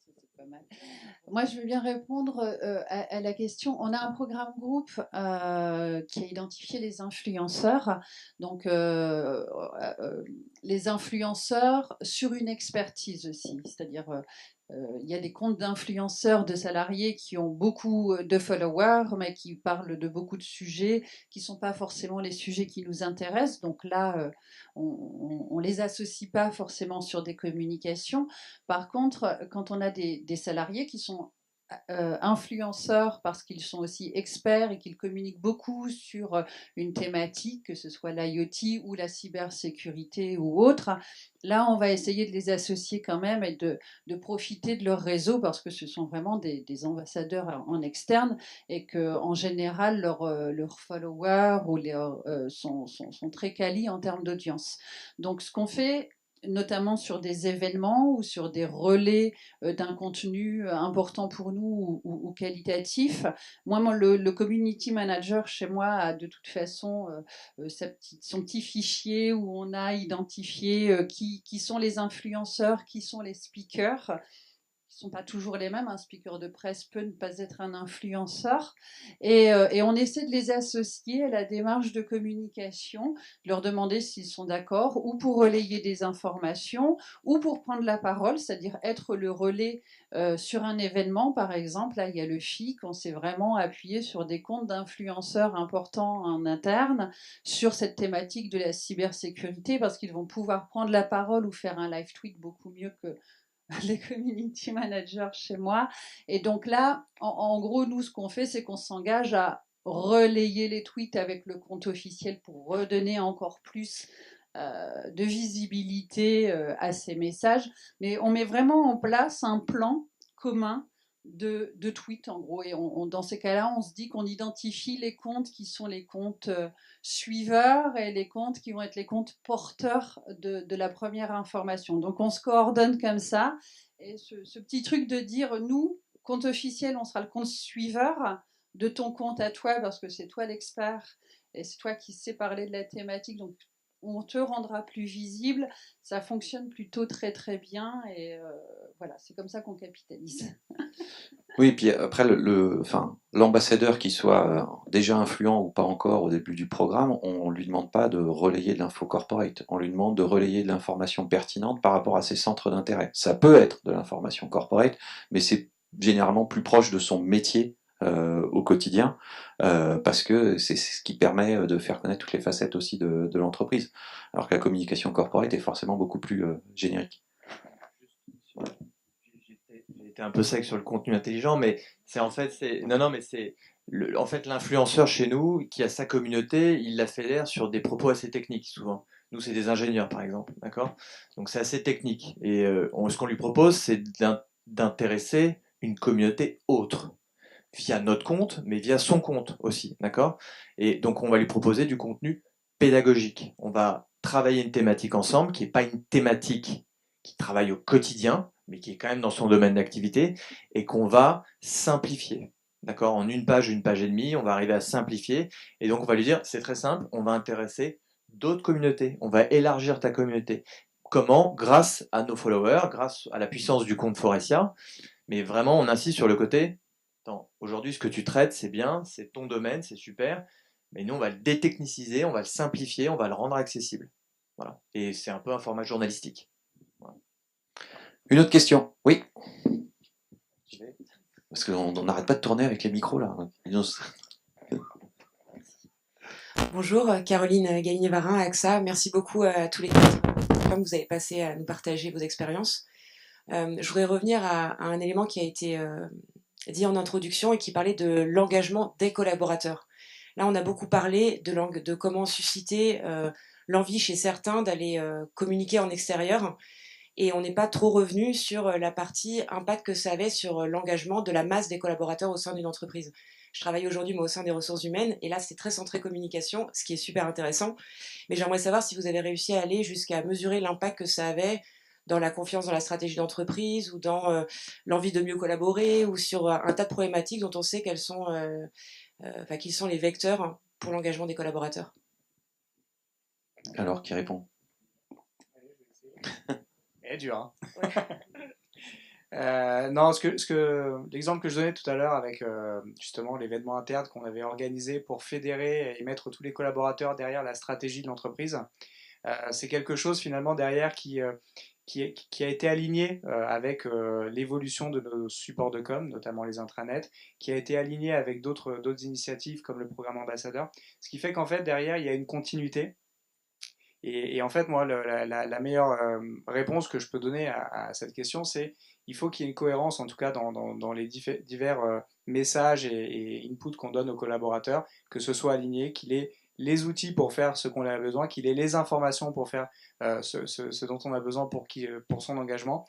Et c'est finalement la cohérence va être jugée par rapport à tous les moyens qu'on va déployer justement pour assurer une continuité dans cette envie de l'engager. Mais faut pas que ce soit juste des beaux discours, un bel événement, et derrière, en fait, il n'y a rien qui suit.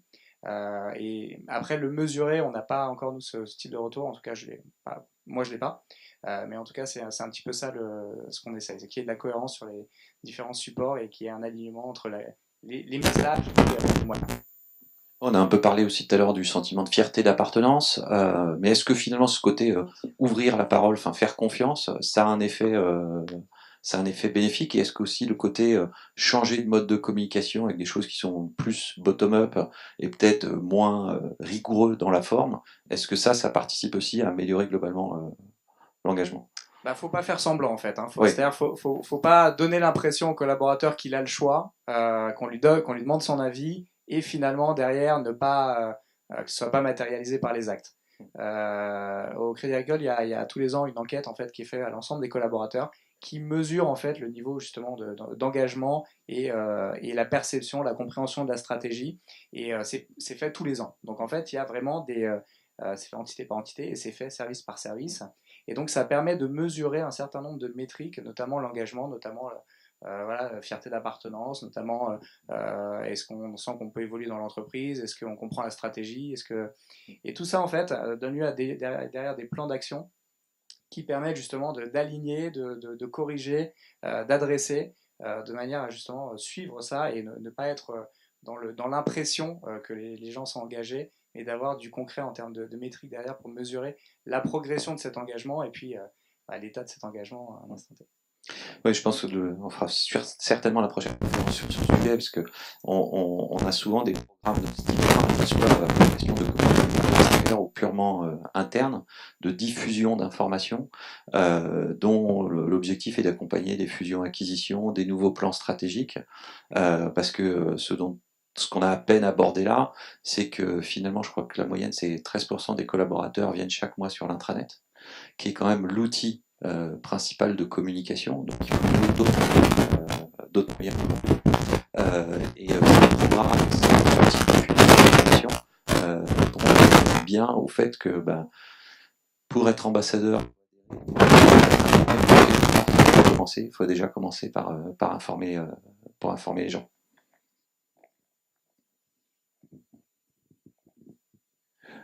Bonjour, Nicolas Portal, Société Legrand. Merci effectivement d'avoir passé du temps avec nous pour partager vos expériences. Une question qui était plutôt sur, Bénédicte l'a abordé tout à l'heure, sur quand on parle d'engagement à long terme, effectivement il y a des ruptures d'activité, et je voulais connaître précisément les campagnes de réengagement que vous faisiez par rapport au congé peut-être.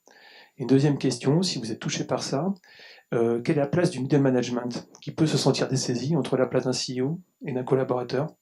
Et est-ce que vous avez un programme pour ces personnes-là? Merci. Sur effectivement ces périodes de rupture d'activité, on la découvre, hein, puisque du coup nous on s'est lancé sur le sujet en septembre, donc on l'a vécu là pour les vacances de Noël. Ce qu'on a mis en place, donc on est en train de démarrer un nouveau challenge pour justement arriver à engager. Alors ceux qui étaient top engagés, les top ambassadeurs, ils sont toujours là. Il n'y a pas eu de rupture d'activité chez eux. Ces personnes-là, ils sont vraiment durablement engagés. Voilà, donc on s'est plutôt concentré sur les autres segments qu'on avait à réengager, donc avec un challenge, avec des contenus exclusifs qu'on leur a adressés de façon très spécifique. Et puis on réfléchit aussi en termes de newsletter à avoir des axes vraiment très spécifiques là justement après les vacances de février. Vont être assez vastes en fonction des différentes régions. Donc on est en train de réfléchir des contenus textes plus donc challenge sur cette partie-là. Donc on verra les effets du coup pour les vacances de février. Je peux pas trop vous en dire plus puisque ça va démarrer là la semaine prochaine. Donc voilà, c'est vrai que ça nous demande d'être très très agile aussi parce que on découvre un certain nombre de comportements qu'on avait plus ou moins anticipés, dont on avait plus ou moins anticipé la profondeur et le côté durable. Donc voilà, donc on est plutôt en réaction et puis on va travailler justement de façon à être beaucoup plus en anticipation pour les prochaines périodes. Sur votre deuxième question, sur le management qui peut se sentir un peu dessaisi, d'où nous dans le programme en fait qui a démarré sur la partie social selling il y a à peu près 4 ans, c'est vrai qu'on avait sensibilisé un peu ceux qui avaient envie de l'être, sans se préoccuper forcément des fonctions de la ligne managériale. Donc là, on s'est bien saisi du sujet puisqu'effectivement on a besoin de les embarquer, qui puissent être capables aussi d'accompagner leurs collaborateurs sur le terrain, d'avoir un niveau d'information supplémentaire et de pouvoir donner l'exemple par rapport à ça. Donc on est en train de réfléchir à une chaîne spécifique pour le top management, de façon à ce qu'ils aient accès à des contenus très spécifiques, adaptés à leur posture, à leurs angles de vue, à leur territoire de débat et de réflexion. Donc ça c'est un premier point.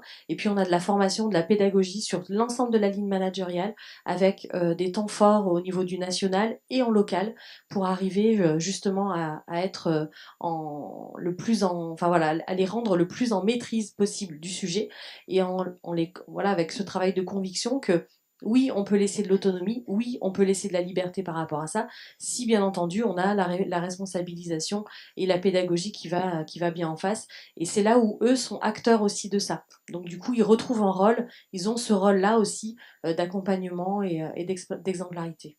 Voilà. Oui, juste sur les 2 points, tous les projets digitaux tendent justement à amoindrir la profondeur de la pyramide, hein, beaucoup plus de vitesse de circulation, notamment de l'information. Donc le côté on informe tout le monde étape par étape avant que ça arrive tout en bas, c'est plus faisable, tout simplement parce que des fois le gars tout en bas il est informé par la communication externe avant que ça ait eu le temps de parcourir toute la ligne, et si on attend de parcourir toute la ligne, on va communiquer sur un truc un mois après l'actualité. Donc on en parlait hier au club B2B digital qu'Orange anime. Il y a vraiment un gros changement dans cette transformation digitale, avec une horizontalité beaucoup plus forte dans les organisations, avec aussi des étapes de transformation digitale qui n'ont pas toutes été franchies dans les entreprises, hein. 1.0, c'est je trouve l'information, ça s'appelle Google. 2.0, c'est je m'exprime. 3.0, c'est non seulement je me sens en droit d'exprimer, mais je peux proposer la disruption, et c'est comme ça que sont arrivées les applications. 4.0, c'est j'ai les applications, je collecte les données, donc je peux faire de l'intelligence artificielle. Mais si on n'a pas commencé par le 1.0, on a un problème. On ne peut pas arriver au 4.0. Après, sur le côté animation, nous on le voit sur les statistiques globales de la plateforme, parce qu'on a quand même plusieurs centaines de milliers d'utilisateurs sur la plateforme. Il y a 2 gros creux, c'est septembre et janvier. En France, on a aussi février et mai, un peu moins vrai à l'international, et donc il y a en tout cas plusieurs moments dans l'année. Et c'est là aussi qu'une animation qui s'appuie uniquement sur du présentiel ou un événement, etc., peut rencontrer ses limites, parce qu'on va pas faire des événements pour relancer le truc en janvier, en mars, en juin, en septembre, ou alors il faut avoir de beaux budgets de voyage. Et donc c'est là qu'on peut s'appuyer aussi sur d'autres types d'outils, que ce soit des tutoriels, de la gamification, enfin voilà, tout un tas de choses qui permettent de réveiller tout le monde, parce qu'en fait, quand on sort d'une bonne période où on a bien pensé à autre chose, on revient au centre de son travail et on a oublié un peu tout ce qui se passait. Donc il faut remonter le truc, et de toute façon, à chaque fois, on revient vers le centre. Donc il y a régulièrement, voilà, faut faire le... Mais oui, il y a effectivement des phénomènes de, on va dire, de saisonnalité. Une autre question ? Oui. Bonjour, Rémi Valade, SAP.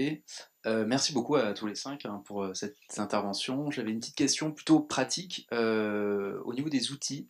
Notamment, je ne sais plus lequel d'entre vous a parlé d'un outil de vidéo pour laisser la main aux collaborateurs. Nous, on a utilisé Videolicious, qui est quelque chose qui s'utilise sur iPad et sur téléphone, qui n'a pas trop eu de succès malgré sa facilité d'utilisation. Donc si vous aviez des idées d'outils à partager pour aider les collaborateurs à créer du contenu, n'hésitez pas. Merci.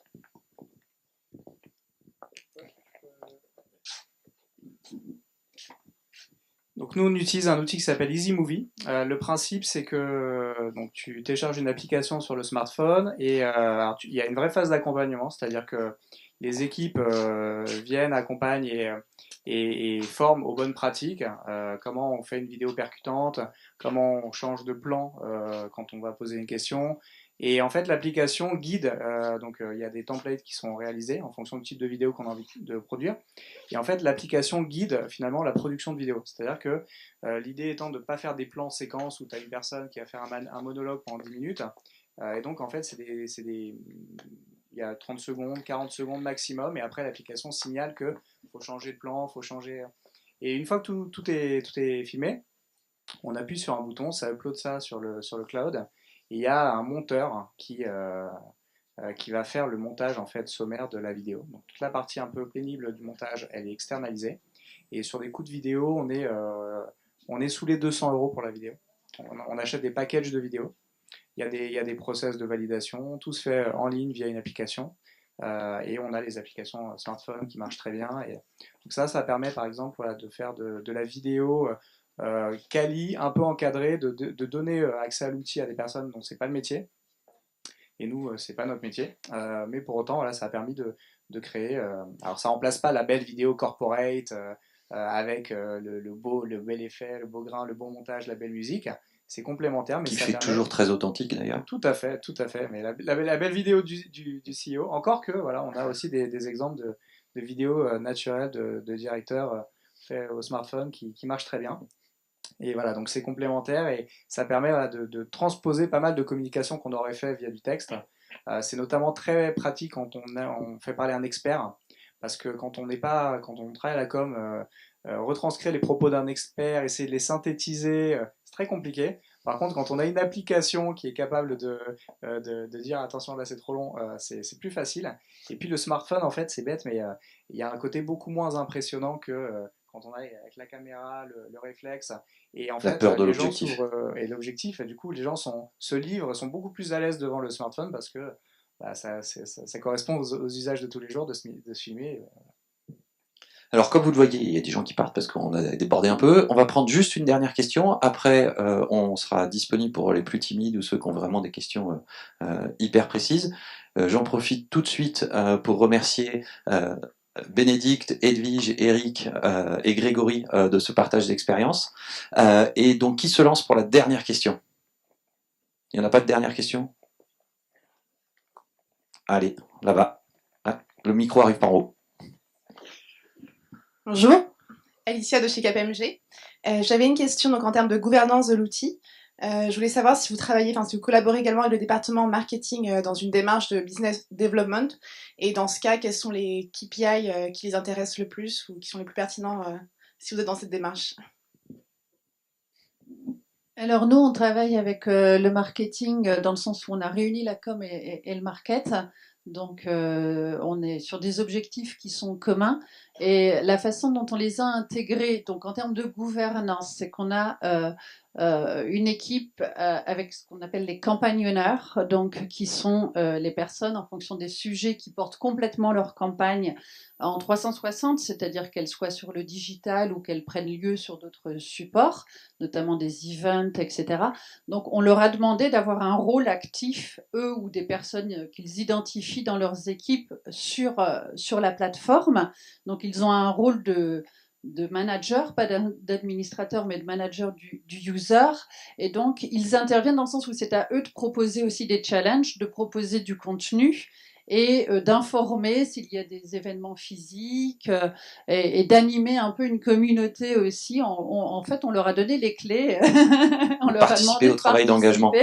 Et c'est là où on a rajouté par contre le KPI de ce que apporte, ce dont j'ai parlé tout à l'heure, c'est-à-dire de ce qu'apporte en termes de visibilité et donc d'équivalent média, le partage par cette démarche-là.